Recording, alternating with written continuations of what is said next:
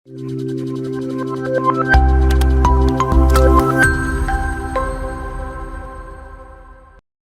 നമസ്കാരം. ലേണർവൈസിന്റെ പുതിയ history video ക്ലാസ്സിലേക്ക് എല്ലാവർക്കും സ്വാഗതം. ഇന്ന് നമ്മൾ MHI 101ന്റെ ഏൻഷ്യന്റ് ആൻഡ് മിഡീവൽ സൊസൈറ്റികളുടെ ബ്രോൺസ് ഏജ് സിവിലൈസേഷൻ എന്ന് പറയുന്ന പാഠഭാഗത്തിന്റെ ഒന്നാമത്തെ പാർട്ടിനെ പറ്റിയാണ് നമ്മൾ ചർച്ച ചെയ്യാനായിട്ട് പോകുന്നത്. അപ്പോൾ നമ്മൾ കഴിഞ്ഞ ക്ലാസ്സിൽ എങ്ങനെയാണ് മനുഷ്യർ അഗ്രികൾച്ചർ ലൈഫ് സ്റ്റൈൽ ചൂസ് ചെയ്തെന്നുള്ളതിനെ പറ്റി നമ്മൾ സംസാരിച്ചു. എങ്ങനെയാണ് സെഡൻഡറി ആയിട്ടുള്ള ഒരു സ്ഥലത്ത് നിലയുറപ്പിച്ചുകൊണ്ടുള്ള ഒരു ലൈഫ് സ്റ്റൈൽ മനുഷ്യർ ചൂസ് ചെയ്തെന്നുള്ളതിനെ പറ്റി സംസാരിച്ചു. ഇതാണ് പിൽക്കാലത്ത് ഈ പറയുന്ന ബ്രോൺസ് ഏജ് സിവിലൈസേഷനുകളുടെ തുടക്കം കുറിക്കാനുള്ള ഒരു കാരണമായിട്ട് മാറിയത്. ഇപ്പോൾ നമ്മൾ പണ്ടുണ്ടായിരുന്ന സ്റ്റോൺ ടൂൾസുകളിൽ നിന്ന് മാറി പിന്നീട് നമ്മൾ ചെമ്പ്, കോപ്പർ ഉപയോഗിച്ചുകൊണ്ട് നമ്മൾ ടൂൾസ് ഉണ്ടാക്കുക അല്ലെങ്കിൽ വെപ്പൺസ് ഉണ്ടാക്കുകയൊക്കെ ചെയ്യുന്നു. പിന്നീട് നമ്മൾ കോപ്പറിൽ നിന്ന് മാറി കോപ്പറും ടിന്നും കോപ്പറും ലെഡും മറ്റുമൊക്കെ സങ്കരം ചെയ്തുകൊണ്ട്, ലോഹ സങ്കരം ചെയ്തുകൊണ്ട് നമ്മൾ ബ്രോൺസ് ഉണ്ടാക്കുവാനായിട്ട് പഠിച്ചു. അതായത് ബ്രോൺസ് വെങ്കലം ഉണ്ടാക്കിയെടുക്കുവാനായിട്ട് പഠിച്ചു. അതുമൂലം ഉണ്ടായിട്ടുള്ള മാറ്റങ്ങൾ നമ്മുടെ സൊസൈറ്റിയിൽ ഉണ്ടാകുന്നുണ്ട്. അപ്പോൾ ഇതിനെ പറ്റിയാണ് നമ്മൾ ഈ ഒരു ക്ലാസ്സിൽ ചർച്ച ചെയ്യാനായിട്ട് പോകുന്നത്. ഇതുമൂലം ബ്രോൺസ് ഏജ് സിവിലൈസേഷനുകൾ ഉണ്ടായി വരികയാണ്. ബ്രോൺസ് ഏജ് സിവിലൈസേഷനുകളിൽ പ്രധാനപ്പെട്ട സിവിലൈസേഷനുകൾ എന്ന് പറയുന്നത് Harappan civilisation, Mesopotamian civilisation, Egyptian civilisation, അതുപോലെ തന്നെ ചൈനീസ് സിവിലൈസേഷൻ. ഈ നാലുമാണ് പ്രധാനമായിട്ടും ബ്രോൺസ് ഏജ് സിവിലൈസേഷനുള്ള ഹാൾമാർക്കുകളായിട്ട് പ്രവർത്തിക്കുന്നത്. അപ്പോൾ ഈ സിവിലൈസേഷനുകളെ പറ്റി നമ്മളൊന്ന് ഇൻട്രൊഡ്യൂസ് ചെയ്യുക, അതുപോലെ തന്നെ എന്താണ് ഈ പറയുന്ന കോപ്പർ ഏജും ബ്രോൺസ് ഏജും നമ്മുടെ സൊസൈറ്റിയിൽ കൊണ്ടുവന്നുള്ള മാറ്റം എന്നുള്ളതൊന്ന് ചർച്ച ചെയ്യുക എന്നുള്ളതാണ് ഈ ഒരു പാഠഭാഗത്തിന്റെ പ്രധാനപ്പെട്ട എയിം എന്ന് പറയുന്നത്. അപ്പോൾ ലോകമെമ്പാടും ഇതുപോലെയുള്ള ഒരു പ്രോഗ്രസിലേക്ക് പോകുന്നത് EB ടൈലർ 1871 അദ്ദേഹത്തിന്റെ വർക്കിൽ കോട്ട് ചെയ്യുന്നുണ്ട്. ഇംഗ്ലീഷ് ആന്ത്രോപോളജിസ്റ്റ് ആണ് അദ്ദേഹം. അദ്ദേഹം പറയുന്നത് ലോകമെമ്പാടും മനുഷ്യർ ഈ ഒരു യൂണിഫോം മോഷനിലൂടെ അല്ലെങ്കിൽ യൂണിഫോം റേറ്റിൽ പഴയകാല മൈഗ്രേറ്ററി അല്ലെങ്കിൽ ഹണ്ടർ ഗ്യാദർ ലൈഫ് സ്റ്റൈലിൽ നിന്ന് ഒരു സിവിലൈസ്ഡ് ആയിട്ടുള്ള ലൈഫ് സ്റ്റൈലിലേക്ക് മാറുന്നു എന്നുള്ളതാണ് അദ്ദേഹം 1871 നോട്ട് ചെയ്യുന്നത്. അപ്പോൾ ചില ഹിസ്റ്റോറിയൻസിന്റെ അഭിപ്രായ പ്രകാരം അല്ലെങ്കിൽ മറ്റ് ആർക്കിയോളജിസ്റ്റുകളൊക്കെ അഭിപ്രായ പ്രകാരം എങ്ങനെയാണ് ഇങ്ങനെയുള്ള ഒരു പാരലൽ ഗ്രോത്ത്, അതായത് ഈ പറയുന്ന ബ്രോൺസ് ഏജ് സിവിലൈസേഷനുകളൊക്കെ തമ്മിൽ വളരെയധികം സാമ്യതകൾ ഈ കാലഘട്ടത്തിലുണ്ട്.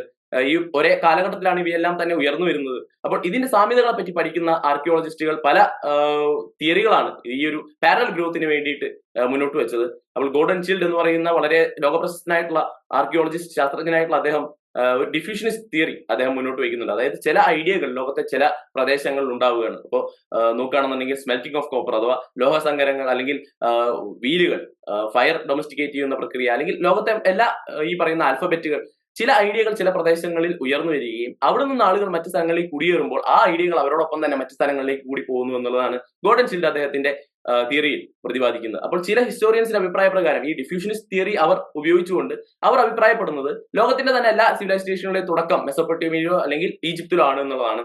എന്നാൽ മറ്റു ചില ഹിസ്റ്റോറിയൻസിന് അതൊട്ടും യോജിക്കാനായിട്ട് സാധിക്കുന്നില്ല. മറ്റു ചില ഹിസ്റ്റോറിയൻസിന്റെ അഭിപ്രായ പ്രകാരം ലോകമെമ്പാടും ഇൻഡിപെൻഡന്റ് ആയിട്ട് ഈ പറയുന്ന സിവിലൈസേഷനുകൾ രൂപപ്പെട്ടു എന്നുള്ളതും ഇവർ തമ്മിലുള്ള കോണ്ടാക്ടിന്റെ ബേസിസിൽ അല്ലെങ്കിൽ ഇവർ തമ്മിലുള്ള വ്യത്യസ്ത തരത്തിലുള്ള ഇന്റർമിംഗ്ലിംഗിന്റെയും കൊടുക്കൽ വാങ്ങലുകളുടെയും ഫലമായിട്ടാണ് ഈ പറയുന്ന ലോകത്തിന്റെ പല കണ്ടുപിടുത്തങ്ങളും ഒരു സ്ഥലങ്ങളിൽ നിന്ന് മറ്റു സ്ഥലങ്ങളിലേക്ക് ചെന്നെത്തുന്നത് എന്നുള്ളതാണ് മറ്റു ചില ശാസ്ത്രജ്ഞർ അവകാശപ്പെടുന്നത്. അപ്പോൾ ഇതിനെപ്പറ്റി നമ്മൾ ചെറുതായിട്ടൊന്ന് ഇൻട്രൊഡക്ഷനിൽ പറഞ്ഞു പോകുന്നേ ഉള്ളൂ, അല്ലാതെ ഈ ഒരു ഡിബേറ്റിനെ പറ്റി കൂടുതൽ നമ്മൾ ഡീറ്റെയിൽ ആയിട്ട് പോകേണ്ട ആവശ്യമില്ല. അപ്പോൾ നമുക്ക് പ്രധാനമായിട്ടും ഈ ഒരു യൂണിറ്റിന്റെ ഒന്നാമത്തെ ടോപ്പിക്കിലേക്ക് കിടക്കാം. അതാണ് Egypt the gift of Nile. തീർച്ചയായിട്ടും ഈജിപ്തിന്റെ അല്ലെങ്കിൽ ഈജിപ്ഷ്യൻ സിവിലൈസേഷൻ എന്ന് പറയുന്നത് നൈലിന്റെ ഒരു ഗിഫ്റ്റ് അല്ലെങ്കിൽ ഒരു വരദാനം തന്നെയാണ്. എന്തുകൊണ്ടെന്ന് വെച്ചാൽ നമുക്കൊന്ന് ഡീറ്റെയിൽ ആയിട്ട് നോക്കുകയാണെന്നുണ്ടെങ്കിൽ അത് മനസ്സിലാവും. 700 കിലോമീറ്റർ ലെങ്ത്തിൽ സ്ട്രെച്ച് ചെയ്ത് കിടക്കുന്ന, 10 കിലോമീറ്റർ വിത്തിൽ സ്ട്രെച്ച് ചെയ്ത് കിടക്കുന്ന ഒരു ആവറേജ് 10 കിലോമീറ്റർ ലെങ്ത്തിൽ സ്ട്രെച്ച് ചെയ്ത് കിടക്കുന്ന ഒരു നദിയാണ് നൈൽ എന്ന് പറയുന്നത്. ആഫ്രിക്കയിലെ എത്യോപ്യയിൽ നിന്ന് നോർത്തിലേക്ക് ഒഴുകുന്ന, അതായത് മെഡിറ്ററേനിയൻ കടലിൽ പതിക്കുവാനായിട്ട് ഒഴുകുന്ന ഒരു നദിയാണ് ഈജിപ്തിലെ നൈൽ എന്ന് പറയുന്നത്. അപ്പോൾ നൈലിന്റെ സവിശേഷത അല്ലെങ്കിൽ ആ ഒരു ജിയോഗ്രഫി വെച്ചുകൊണ്ട് നമുക്ക് ഈജിപ്തിനെ പ്രധാനമായിട്ട് രണ്ട് പ്രദേശങ്ങളായിട്ട് തിരിക്കാനായിട്ട് സാധിക്കും. ഒന്ന് അപ്പർ ഈജിപ്ത്, അതായത് ഈ ഒരു ഫോട്ടോയിൽ നിങ്ങൾ നോക്കുകയാണെന്നുണ്ടെങ്കിൽ അപ്പർ ഈജിപ്ത് എന്ന് പറയുന്നത് ഫോട്ടോയുടെ നടുക്കായിട്ടാണ് അല്ലെങ്കിൽ സൗത്ത് പ്രദേശത്താണ് കാണുന്നത്. ലോവർ ഈജിപ്ത് എന്ന് പറയുന്നത് നദി കടലിനോട് പതിക്കുന്ന പ്രദേശത്തെയാണ് നമ്മൾ ഏതൊരു നദിയുടെയും ലോവർ പോർഷൻ അല്ലെങ്കിൽ ലോവർ ഡെൽറ്റ എന്നൊക്കെ പറയുന്നത്. അപ്പൊ ഡെൽറ്റ ഏരിയയാണ് നമ്മൾ ലോവർ ഈജിപ്ത് എന്ന് പറയുന്നത്. അപ്പർ ഈജിപ്ത് എന്ന് പറയുന്നത് ഈ ഒരു സമുദ്രപ്പായുള്ള പ്രദേശത്തെയാണ്. അപ്പോൾ ഈ ഒരു പ്രദേശത്തെ കേന്ദ്രീകരിച്ചുകൊണ്ടാണ് ഈജിപ്തിന്റെ സിവിലൈസേഷനുകളുടെ അല്ലെങ്കിൽ നമ്മൾ നേരത്തെ പറഞ്ഞ അഗ്രികൾച്ചർ ലൈഫ് സ്റ്റൈലിന്റെ തുടക്കം എന്ന് തന്നെ പറയുന്നത്. കാരണം ഈജിപ്തിലെ നൈൽ എന്ന് പറയുന്നത് വളരെയധികം ഫർട്ടൈൽ ആയിട്ടുള്ള അല്ലെങ്കിൽ വളരെയധികം ഇമ്പോർട്ടന്റ് ആയിട്ടുള്ള ഒരു നദിയാണ് ഈ ഒരു പ്രദേശത്ത്. ഈജിപ്തിലെ നൈലിലെ ഫ്ലഡ് എന്ന് പറയുന്നത്, അതായത് ഫ്ലഡ് എന്ന് പറയുമ്പോൾ നമ്മൾ ഇന്ന് ഉദ്ദേശിക്കുന്ന അല്ലെങ്കിൽ ഇപ്പോൾ ഉദ്ദേശിക്കുന്ന ആളുകളുടെ വീട്ടിലേക്കും അല്ലെങ്കിൽ മറ്റ് കൃഷിസ്ഥലങ്ങളെയൊക്കെ നശിപ്പിക്കുന്ന രീതിയിലുള്ള ഫ്ലഡ് അല്ല, കരകവിഞ്ഞൊഴുകുന്ന ആ ഒരു പ്രക്രിയയാണ് നമ്മൾ ഫ്ലഡ് എന്ന് പറയുന്നത്. അപ്പോൾ മൺസൂൺ സീസണുകളിലും മറ്റും ഈജിപ്ത് കരകവിഞ്ഞൊഴുകുകയും പിന്നീട് ആ നദി ഉള്ളിലേക്ക് പോകുന്ന സാഹചര്യത്തിൽ മുമ്പുണ്ടായിരുന്ന ഈ കരകവിഞ്ഞൊഴുകിയ പ്രദേശത്തുള്ള സിൽറ്റ്, അതായത് വളരെയധികം ഫലഭൂഷ്ടിയുള്ള മണ്ണ് പല സ്ഥലങ്ങളിലും ഡെപ്പോസിറ്റ് ആവുകയും ഈ പ്രദേശങ്ങളിലാണ് ആദ്യകാല അഗ്രികൾച്ചർ കമ്മ്യൂണിറ്റീസ് ഈ പ്രദേശങ്ങളിൽ അഗ്രികൾച്ചർ ചെയ്യുകയും വലിയ രീതിയിലുള്ള പ്രോഗ്രസ് ഉണ്ടാക്കുകയും അങ്ങനെ വലിയ രീതിയിലുള്ള ഒരു അഗ്രികൾച്ചർ കമ്മ്യൂണിറ്റി ആയിട്ട് ഈജിപ്തിന്റെ ഈ പ്രദേശം മാറുകയും ചെയ്യുന്നത്. അപ്പോൾ തീർച്ചയായിട്ടും ഇന്നും ഈ പറയുന്ന നൈലിനെ ആശ്രയിച്ചുകൊണ്ട് തന്നെയാണ് ഈജിപ്തിന്റെ പ്രധാനപ്പെട്ട എക്കണോമി വർക്ക് ചെയ്യുന്നത്. അപ്പോൾ സാറ്റലൈറ്റ് ഇമേജ് ഒക്കെ നോക്കിയാൽ നിങ്ങൾക്ക് മനസ്സിലാവും ഈ ഒരു ഈജിപ്തിന്റെ ബോർഡറിനെ ബോർഡറിനെ ചുറ്റിപ്പറ്റിയാണ് ഇന്നത്തെ ഈജിപ്തിന്റെ പ്രധാനപ്പെട്ട ടൗണുകളും അതുപോലെ തന്നെ പട്ടണങ്ങളും എല്ലാം ഈ പറയുന്ന റെസിഡൻഷ്യൽ ഏരിയ എല്ലാം തന്നെ നിലനിൽക്കുന്നത്. അപ്പോൾ ഈജിപ്ത് തീർച്ചയായിട്ടും ഗിഫ്റ്റ് ഓഫ് നൈൽ തന്നെയാണ്. കാരണം ഈ പ്രദേശത്തെ കേന്ദ്രീകരിച്ചുകൊണ്ടാണ് ഈജിപ്തിന്റെ പ്രധാനപ്പെട്ട അഗ്രികൾച്ചറും അതുപോലെ തന്നെ കന്നുകാലി വളർച്ചയും എല്ലാം നിലനിന്നിരുന്നത്. അപ്പൊ ഈ ഡെൽറ്റ പ്രദേശത്തുണ്ടാകുന്ന റീഡുകൾ, അതായത് പുല്ലും മറ്റു സാധനങ്ങളും തിന്നുകൊണ്ടാണ് ഇവിടുത്തെ ആനിമൽസിനെ ഡൊമസ്റ്റിക്കേറ്റ് ചെയ്തിരുന്നത്. ഈ പ്രദേശത്തെ കൃഷി ചെയ്തുകൊണ്ടാണ് മനുഷ്യർ അവരുടെ ആവശ്യമായിട്ടുള്ള പൾസസ്, അതുപോലെ തന്നെ വീറ്റ്, ബാർലി, ബീൻസ് തുടങ്ങിയ സാധനങ്ങളെല്ലാം തന്നെ കൃഷി ചെയ്തിരുന്നത്. അതുപോലെ തന്നെ നമ്മൾ നേരത്തെ പറഞ്ഞു, വളരെയധികം സസ്റ്റൈനബിൾ ആയിട്ടുള്ള അല്ലെങ്കിൽ വളരെയധികം പ്രോഗ്രസീവ് ആയിട്ടുള്ള അല്ലെങ്കിൽ വളരെയധികം നമുക്ക് പ്രോഫിറ്റബിൾ ആയിട്ടുള്ള ഒരു ഫ്ലഡ് പ്ലെയിൻ ആണ് ഈജിപ്ത് ലൈനിൽ ഉണ്ടായിരുന്നത്. അതുകൊണ്ട് തന്നെ വളരെ വർക്ക് ചെയ്യേണ്ട അല്ലെങ്കിൽ മനുഷ്യർക്ക് സ്വന്തമായിട്ട് ഇറിഗേഷൻ നടത്തി ചാല് വെട്ടി അതിൽ നിന്നൂടെ വെള്ളം മറ്റു സ്ഥലങ്ങളിലേക്ക് കൊണ്ടുപോയി വളരെയധികം എഫേർട്ട് എടുക്കേണ്ട യാതൊരു ആവശ്യവും ഈജിപ്തിൽ ഉണ്ടായിരുന്നില്ല മറ്റ് സിവിലൈസേഷനുകളെ അപേക്ഷിച്ച് നോക്കുമ്പോൾ. അപ്പോൾ വളരെയധികം പ്രോഫിറ്റബിൾ ആയിട്ടുള്ള അല്ലെങ്കിൽ വളരെയധികം പ്രോഗ്രസീവ് ആയിട്ടുള്ള ഒരു സൊസൈറ്റിക്ക്, ഒരു അഗ്രികൾച്ചർ സൊസൈറ്റിക്ക് അവിടെ തുടക്കം കുറിക്കുവാനായിട്ട് ഈജിപ്ത് ഒരു കാരണമായി. അപ്പോൾ വളരെ എഫർട്ട്ലെസ് ആയിട്ട് അല്ലെങ്കിൽ ലെസ് ട്രബിളിലൂടെ ഈ പറയുന്ന കൃഷിഭൂമികളിലേക്ക് വെള്ളം എത്തിക്കുവാനും വളരെ എളുപ്പത്തിൽ വെള്ളം ലഭിക്കുവാനും ഒക്കെയുള്ള ഒരു സാഹചര്യം ഈജിപ്തിൽ അന്നത്തെ കാലഘട്ടത്തിൽ ഉണ്ടായിരുന്നു. ഇന്നും ഈ ഒരു നൈല് തന്നെയാണ് പ്രധാനപ്പെട്ട എക്കണോമിക് ബൗണ്ടറി ആയിട്ട് ഈജിപ്തിൽ പ്രവർത്തിക്കുന്നത്. Ancient Egypt agriculture did not utilise radiating canal network. അപ്പോൾ വലിയ രീതിയിൽ എഫേർട്ട് ഇട്ടുകൊണ്ട് കനാലുകൾ നിർമ്മിക്കുകയോ വെള്ളം ഒരു സ്ഥലത്ത് നിന്ന് മറ്റു സ്ഥലത്ത് എത്തിക്കേണ്ട ആവശ്യകതയോ അല്ലെങ്കിൽ അങ്ങനെയുള്ള വലിയ രീതിയിലുള്ള എഫേർട്ട് അവിടെ കൊടുക്കേണ്ടതായിട്ട് ഈജിപ്ഷ്യൻസ് ഉണ്ടായിരുന്നില്ല. അതുകൊണ്ട് തന്നെയാണ് ഈ പ്രദേശങ്ങളിൽ വലിയ രീതിയിൽ അഗ്രികൾച്ചർ ഫോം ചെയ്യുകയും അഗ്രികൾച്ചർ കമ്മ്യൂണിറ്റികൾ ഉണ്ടായി വരികയൊക്കെ ചെയ്യുന്നത്. Egypt was highly productive land through centuries, yield in high in times of seed and labor input, correspondingly population densities were high. അപ്പോൾ മറ്റൊരു പ്രശ്നം അല്ലെങ്കിൽ ആ കൂടെയുള്ള ഒരു പ്രശ്നം ഇവിടെ ഉള്ളതെന്ന് വെച്ച് കഴിഞ്ഞാൽ ഈ ഒരു പ്രദേശത്ത് എല്ലാവരും ഒന്ന് തമ്പടിക്കുന്നതുകൊണ്ട് തന്നെ വളരെയധികം വലിയ പോപ്പുലേഷൻ ഡെൻസിറ്റി, അതായത് ചെറിയൊരു ഏരിയയിൽ വലിയൊരു അളവിൽ ആളുകൾ ജീവിക്കുന്ന ഒരു സാഹചര്യം ഈ ഒരു പ്രദേശത്ത് ഉണ്ടായിരുന്നു. അതുകൊണ്ട് തന്നെ നമ്മൾ നേരത്തെ കഴിഞ്ഞ ക്ലാസ്സുകളുടെ അവസാനത്ത് നമ്മൾ കോൺസിക്വൻസസ് ഓഫ് അഗ്രികൾച്ചർ എന്ന് സംസാരിച്ചതാണ്. ഒരു പ്രദേശത്ത് തന്നെ കൂടുതൽ ആളുകൾ അഗ്രികൾച്ചർ കമ്മ്യൂണിറ്റികൾ തമ്പടിക്കുമ്പോൾ അവിടെ തീർച്ചയായിട്ടും ഒരു അഡ്മിനിസ്ട്രേഷൻ സിസ്റ്റം പിന്നീട് ഉടലെടുക്കും, അവരുടേതായിട്ടുള്ള ഒരു കൾച്ചർ പിന്നീട് ഉടലെടുക്കും. അവർ തമ്മിൽ ഈ പറയുന്ന പ്രശ്നങ്ങളും ഡിസ്പ്യൂട്ടുകളും മറ്റുമൊക്കെ ഉണ്ടാവും. അതിന്റെ ഭാഗമായിട്ട് റൂൾസ്, റെഗുലേഷൻസ് ഒക്കെ പിന്നീട് ഉടലെടുക്കുന്നത് നമുക്ക് കാണാനായിട്ട് സാധിക്കും. അതായത് റിസോഴ്സസിന് വേണ്ടിയിട്ടുള്ള പ്രശ്നങ്ങൾ അല്ലെങ്കിൽ തമ്മിലടികളൊക്കെ ഈ ഒരു സൊസൈറ്റിയിൽ കോമൺ ആയിരിക്കും. അപ്പോൾ അതിന്റെ ഭാഗമായിട്ട് പിൽക്കാലത്ത് 3500 മുതൽ 3000 BC വരെയുള്ള കാലഘട്ടത്തിൽ നമുക്ക് പല വിധത്തിലുള്ള പൊളിറ്റിക്കൽ ആൻഡ് മിലിറ്ററി ഇമ്പോർട്ടൻസ് ഉള്ള സെറ്റിൽമെന്റ്സ് നമുക്ക് ഈ പ്രദേശങ്ങളിൽ കാണാനായിട്ട് സാധിക്കും. അതായത് ഈ സമയത്താണ് ആർക്കിയോളജിക്കലി നമുക്ക് നോക്കുമ്പോൾ 3000 BC അനുബന്ധിച്ച് ഈ പ്രദേശങ്ങളിൽ അഡ്മിനിസ്ട്രേഷൻ, അതുപോലെ തന്നെ പൊളിറ്റിക്സ്, മിലിറ്ററിക്കൊക്കെ ആയിട്ടുള്ള സെറ്റിൽമെന്റ്സ് അല്ലെങ്കിൽ ബിൽഡിങ്ങുകൾ നമുക്ക് ഈ പ്രദേശത്ത് കാണാനായിട്ട് സാധിക്കും. അതിന്റെ അർത്ഥം ഈ ഒരു സമയത്തായിട്ട് ഈ പ്രദേശത്ത് ഒരു പൊളിറ്റിക്കൽ ഇമ്പോർട്ടൻസ് ഉള്ള അല്ലെങ്കിൽ ഒരു പൊളിറ്റിക്കൽ അപ്ഹീവൽ ഉണ്ടാവുകയാണ്. അതായത് ഒരു അഡ്മിനിസ്ട്രേഷൻ സിസ്റ്റം ഉണ്ടായി വരികയാണ്, വ്യത്യസ്ത നാട്ടുരാജ്യങ്ങൾ ഫോം ചെയ്യുകയാണ്. ആ നാട്ടുരാജ്യങ്ങളുള്ളിൽ തന്നെ പല വിധത്തിലുള്ള റൂൾസ് ആൻഡ് റെഗുലേഷൻസ് ഒക്കെ ഉണ്ടായി വരികയാണ്. അപ്പൊ സിവിലൈസേഷൻ എന്ന് പറയുമ്പോൾ നമുക്ക് എപ്പോഴും അറിയാം, സിവിലൈസേഷൻ എന്ന് പറയുന്നത് വളരെ കോംപ്ലക്സ് ആയിട്ടുള്ള, വളരെ അഡ്വാൻസ്ഡ് ആയിട്ടുള്ള ഒരു സോഷ്യൽ വ്യവസ്ഥിതിയാണ്. അതായത് മുമ്പുണ്ടായിരുന്ന ചെറിയ ഗ്രൂപ്പുകളിൽ നിന്ന് മാറി വലിയ വിഭാഗം ആളുകൾ ഉൾക്കൊള്ളുന്ന, സ്വന്തമായിട്ടൊരു കൾച്ചറുള്ള, സ്വന്തമായിട്ടൊരു ലിറ്റററി കൾച്ചറുള്ള, സ്വന്തമായിട്ടൊരു ട്രഡീഷൻസ് ഉള്ള, സ്വന്തമായിട്ട് വസ്ത്രധാരണം അല്ലെങ്കിൽ യുണീക്ക് ആയിട്ടുള്ള ഒരു വസ്ത്രധാരണ കൾച്ചർ, അതുപോലെ തന്നെ ഭക്ഷ്യ കൾച്ചർ, അതുപോലെ മറ്റ് പല രീതിയിലും യുണീക്നെസ് കാണിക്കുന്ന ഒരു സൊസൈറ്റൽ സിസ്റ്റമാണ് സിവിലൈസേഷൻ എന്ന് പറയുന്നത്. മാത്രമല്ല പിൽക്കാലത്തേക്ക് നമ്മൾ ഇന്ന് ജീവിക്കുന്ന കാലഘട്ടത്തിലേക്ക് വരെ വലിയ രീതിയിലുള്ള ഇമ്പാക്ട് ഉണ്ടാക്കുവാനായിട്ട് ഈ പറയുന്ന സിവിലൈസേഷനുകൾ കഴിഞ്ഞിട്ടുണ്ട്. അപ്പോൾ അങ്ങനെയുള്ള ഒരു സിവിലൈസേഷണൽ സിസ്റ്റത്തിന്റെ ഒരു പ്രധാനപ്പെട്ട ഒരു ഫാക്ടറാണ് ഒരു സ്റ്റേറ്റ് സിസ്റ്റം എന്ന് പറയുന്നത്. അപ്പോൾ സദേൺ ഈജിപ്തിൽ, അതായത് അപ്പർ ഈജിപ്തിൽ ഏകദേശം പിൽക്കാലത്ത് ഒരു പൊളിറ്റിക്കൽ അപ്ഹീവൽ ഈ കാലഘട്ടത്തിൽ ഉണ്ടാവുകയും പിന്നീട് ഒരു സെൻട്രലൈസ്ഡ് മൊണാർക്കി ഈ പറയുന്ന ഈജിപ്തിൽ വരികയാണ്. അപ്പൊ നമ്മൾ അതിനെപ്പറ്റി നമ്മൾ സംസാരിക്കുന്നതായിരിക്കും വരുന്ന സ്ലൈഡുകളിൽ. അപ്പൊ നമുക്ക് പല ഈ പറയുന്ന ഈജിപ്തിലെ പട്ടണങ്ങളിൽ നിന്നും ഈ പറയുന്ന പൊളിറ്റിക്കൽ അപ്ഹീവലിന്റെ അല്ലെങ്കിൽ പൊളിറ്റിക്കൽ ഹൈറാർക്കിയുടെ ഒരു അഡ്മിനിസ്ട്രേഷൻ സിസ്റ്റം ഉണ്ടായി വന്നതിന്റെ ഒക്കെ നമുക്ക് റിമൈനിങ് നമുക്ക് ഈ ആർക്കിയോളജിക്കൽ പഠനങ്ങൾ വഴി കണ്ടെത്തിയിട്ടുണ്ട്. ഇപ്പോൾ നെക്കൻ എന്ന് പറയുന്ന പ്രദേശത്ത് നമുക്ക് പല വിധത്തിലുള്ള എലീറ്റ് സ്ട്രക്ചേഴ്സ്, അതായത് ആ കാലഘട്ടത്തിൽ ഉണ്ടായിരുന്ന ആ പ്രദേശത്തെ എലീറ്റ് വിഭാഗങ്ങൾ താമസിച്ചിരുന്ന വീടുകൾ, അവരുടേതായിട്ടുള്ള ഡെക്കറേറ്ററി ഐറ്റംസ്, അവരുടെ ആഭരണങ്ങൾ, അവരുടെ അഡ്മിനിസ്ട്രേറ്റീവ് സിസ്റ്റത്തിന്റെ അവശേഷിപ്പുകൾ എന്നിവയൊക്കെ നമുക്ക് കാണാനായിട്ട് സാധിക്കും. അതായത് പഴയകാല മിലിറ്ററി സ്ട്രക്ചർ അല്ലെങ്കിൽ പഴയകാല ഭരണ വ്യവസ്ഥ ഉയർന്നു വരുന്നതിന്റെ ഒരു മെറ്റീരിയൽ റിമൈനിങ് അല്ലെങ്കിൽ മെറ്റീരിയൽ എവിഡൻസ് നമുക്ക് ഈ പ്രദേശങ്ങളിൽ നിന്ന് കിട്ടും. അതുപോലെ തന്നെ കൈറോയിൽ നിന്ന് സൗത്ത് മാറിയിട്ടുള്ള മാഡി എന്ന് പറയുന്ന പ്രദേശത്ത് കോപ്പർ, അതുപോലെ തന്നെ വളരെ വലിയ രീതിയിലുള്ള ഭക്ഷ്യധാന്യങ്ങൾ, അതുപോലെ തന്നെ ആനിമൽസ് എന്നിവയൊക്കെ റിമൈനിങ് നമുക്ക് കിട്ടിയിട്ടുണ്ട്. അപ്പൊ അതിന്റെ അർത്ഥം ഈ ഒരു പ്രദേശം എന്ന് പറയുന്നത് പണ്ട് കാലത്തെ പ്രധാനപ്പെട്ട എക്സ്ചേഞ്ച് റൂട്ടായിരുന്നു, അല്ലെങ്കിൽ പഴയകാല പ്രധാനപ്പെട്ട ഒരു മാർക്കറ്റ് പ്രദേശമായിരുന്നു എന്നുള്ളതാണ് നമ്മൾ മനസ്സിലാക്കിയത്. അപ്പൊ നമ്മൾ കഴിഞ്ഞ ക്ലാസ്സിൽ, നമ്മൾ ഇൻട്രൊഡക്ഷൻ ക്ലാസ്സിൽ എക്സ്ചേഞ്ച് ഓഫ് ഗുഡ്സ് എന്നതിനെ പറ്റി നമ്മൾ സംസാരിച്ചു. വ്യത്യസ്ത സിവിലൈസേഷനുകൾ തമ്മിലുള്ള എക്സ്ചേഞ്ചിന്റെ, അതായത് വ്യത്യസ്ത സിവിലൈസേഷൻ തമ്മിലുള്ള ട്രേഡിന്റെ ഒരു എക്സാമ്പിൾ ആണ് മാഡി എന്ന് പറയുന്ന പ്രദേശം. പിന്നീടാണ് 3150 BC-യോട് കൂടിയിട്ട് കിങ് മെൻസിന്റെ നേതൃത്വത്തിൽ പൊളിറ്റിക്കൽ യൂണിഫിക്കേഷൻ ഈജിപ്തിൽ വരുന്നത്. അതായത് വ്യത്യസ്ത നാട്ടുരാജ്യങ്ങളായി പിരിഞ്ഞു കിടന്നിരുന്ന അപ്പർ ആൻഡ് ലോവർ ഈജിപ്തുകളെ ഒരുമിപ്പിച്ചുകൊണ്ട് ഒരൊറ്റ കിങ്ഡം ആക്കി മാറ്റിക്കൊണ്ട് ഒരു പൊളിറ്റിക്കൽ യൂണിഫിക്കേഷൻ ഈ കാലഘട്ടത്തിൽ ഉണ്ടായി വരികയാണ്. അതാണ് പിന്നീട് ഈ പറയുന്ന സെൻട്രലൈസ്ഡ് ആയിട്ടുള്ള ഒരു ഏൻഷ്യൻ മൊണാർക്കി അല്ലെങ്കിൽ ഈജിപ്ഷ്യൻ മൊണാർക്കി എന്നുള്ള രീതിയിലേക്ക് ഡെവലപ്പ് ചെയ്യുന്നത്. അപ്പൊ നമുക്കറിയാം ഓൾഡ് ഡൈനസ്റ്റി, ന്യൂ ഡൈനസ്റ്റി, അതുപോലെ തന്നെ അതിനുള്ളിൽ പല വിധത്തിലുള്ള ഡൈനസ്റ്റികൾ ഈ പറയുന്ന ഫറോവയുടെ നേതൃത്വത്തിലുള്ള ഭരണവ്യവസ്ഥ ഈജിപ്തിൽ ഉണ്ടായിരുന്നു. ഈ ഒരു കാലഘട്ടത്തിന് ശേഷമാണ് ഈ ബ്രോൺസ് സിവിലൈസേഷന്റെ പ്രധാനപ്പെട്ട ഒരു ഫ്ലറിഷിംഗ് ഏജ് എന്നുള്ളത് നമ്മൾ മനസ്സിലാക്കുന്നത്. ഏകദേശം 2900 BC to 2000 BC കാലഘട്ടമാണ് ഈ പറയുന്ന ബ്രോൺസ് സിവിലൈസേഷന്റെ ഏറ്റവും ഫ്ലറിഷിംഗ് ആയിട്ടുള്ള സ്റ്റേജ് എന്ന് പറയുന്നത്. അപ്പൊ എല്ലാ അല്ലെങ്കിൽ എല്ലാ സ്റ്റേജുകൾക്കും, ഇപ്പൊ സ്റ്റോൺ ഏജ് ആയിക്കോട്ടെ, എല്ലാ ഏജുകൾക്കും, സ്റ്റോൺ ഏജ് ആയിക്കോട്ടെ, ചാൽക്കുലിത്തിക് ഏജ് ആയിക്കോട്ടെ, ബ്രോൺസ് ഏജ് ആയിക്കോട്ടെ, അയൺ ഏജ് ആയിക്കോട്ടെ, ഇവയ്ക്കെല്ലാം തന്നെ വ്യത്യസ്ത ടൈം ഡിഫറൻസിയേഷൻ അല്ലെങ്കിൽ വ്യത്യസ്ത പീരീഡുകളായിട്ട് നമ്മൾ തരംതിരിച്ചിട്ടുണ്ട്. അപ്പോൾ ഒരു ബ്രോൺസ് ഏജ് എന്ന് പറയുമ്പോൾ ഒരു കാലഘട്ടത്തിൽ ഈ പറയുന്ന ബ്രോൺസിന്റെ ഉപയോഗം അല്ലെങ്കിൽ ബ്രോൺസ് സിവിലൈസേഷന്റെ ക്യാരക്ടറിസ്റ്റിക് കൂടി വരും. ഒരു സ്ഥലം അല്ലെങ്കിൽ ഒരു ഒരു ടൈം പീരീഡ് എത്തുമ്പോൾ ഈ ഒരു ബ്രോൺസ് സിവിലൈസേഷന്റെ ആ ഒരു ക്യാരക്ടറിസ്റ്റിക് വളരെയധികം മുന്തി നിൽക്കും ഈ പറയുന്ന നമ്മൾ പഠിക്കുമ്പോൾ അതിനെപ്പറ്റി. പിന്നീട് ഈ ഒരു ബ്രോൺസ് ഏജിൽ നിന്ന് മാറി അടുത്ത സ്റ്റേജിലേക്ക്, അതായത് അയണോ അല്ലെങ്കിൽ മറ്റേതെങ്കിലും സ്റ്റേജിലേക്ക് കടക്കുന്ന ഒരു ട്രാൻസിഷൻ പീരീഡ് നമുക്ക് കാണാനായിട്ട് സാധിക്കും. അപ്പൊ ഇതിനനുസരിച്ച് നമുക്ക് എർലി, മെച്യൂർ, അതുപോലെ തന്നെ ലേറ്റ് പീരീഡുകൾ എന്ന് അവകാശപ്പെടാനായിട്ട് സാധിക്കും. ഏതൊരു ടൈം പീരീഡിനെ നമ്മൾ അങ്ങനെ തന്നെയാണ് ക്ലാസിഫൈ ചെയ്യാറ്. ഇപ്പൊ ഏൻഷ്യൻ, മിഡീവൽ ആൻഡ് മോഡേൺ എന്ന് നമ്മൾ ക്ലാസിഫൈ ചെയ്യുന്ന പോലെ ഏതൊരു ടൈം പീരീഡിനെ നമ്മളിങ്ങനെ അതിൻ്റെതായിട്ടുള്ള രീതിയിൽ ക്ലാസിഫൈ ചെയ്യാറുണ്ട്. അപ്പോൾ ബ്രോൺസ് ഏജിന്റെ ഏറ്റവും ഡെപ്പിക്ട്ഫുൾ ആയിട്ടുള്ള അല്ലെങ്കിൽ ഏറ്റവും അധികം എക്സ്പ്രസീവ് ആയിട്ടുള്ള ഒരു കാലഘട്ടം എന്ന് പറയുന്നത് ഈ പൊളിറ്റിക്കൽ യൂണിഫിക്കേഷൻ ശേഷമുള്ള കാലഘട്ടമാണ്. ഈ കാലഘട്ടത്തിലാണ് നമ്മൾ ഈജിപ്ഷ്യൻ സിവിലൈസേഷന്റെ ഏറ്റവും ഇമ്പോർട്ടന്റ് ആയിട്ടുള്ള അല്ലെങ്കിൽ നമ്മൾ ഈജിപ്ഷ്യൻ സിവിലൈസേഷൻ എന്ന് ആലോചിക്കുമ്പോൾ നമ്മുടെ മനസ്സിൽ വരുന്ന ഹൈറോഗ്ലിഫിക്സിന്റെ ഡെപിക്ഷൻസ്, അതുപോലെ തന്നെ ഏറ്റവും വലിയ എക്സാമ്പിൾ ആയിട്ടുള്ള ഈ ഫോട്ടോയിലുള്ള പിരമിഡുകൾ, അതുപോലെ തന്നെ ആഭരണങ്ങൾ, ഈജിപ്ഷ്യൻ പെയിന്റിങ്സ്, ആർട്ടിഫാക്ട്സ്, അവരുടെ വസ്ത്രധാരണം എന്നിവയെല്ലാം തന്നെ ഈ ബ്രോൺസ് സിവിലൈസേഷന്റെ ഏറ്റവും എക്സാമ്പിളുകൾ അല്ലെങ്കിൽ ഏറ്റവും കീ ഹൈലൈറ്റ് ആയിട്ട് വരുന്ന കാലഘട്ടം എന്ന് പറയുന്നത് ഈ പൊളിറ്റിക്കൽ യൂണിഫിക്കേഷൻ ശേഷമുള്ള കാലഘട്ടമാണ്.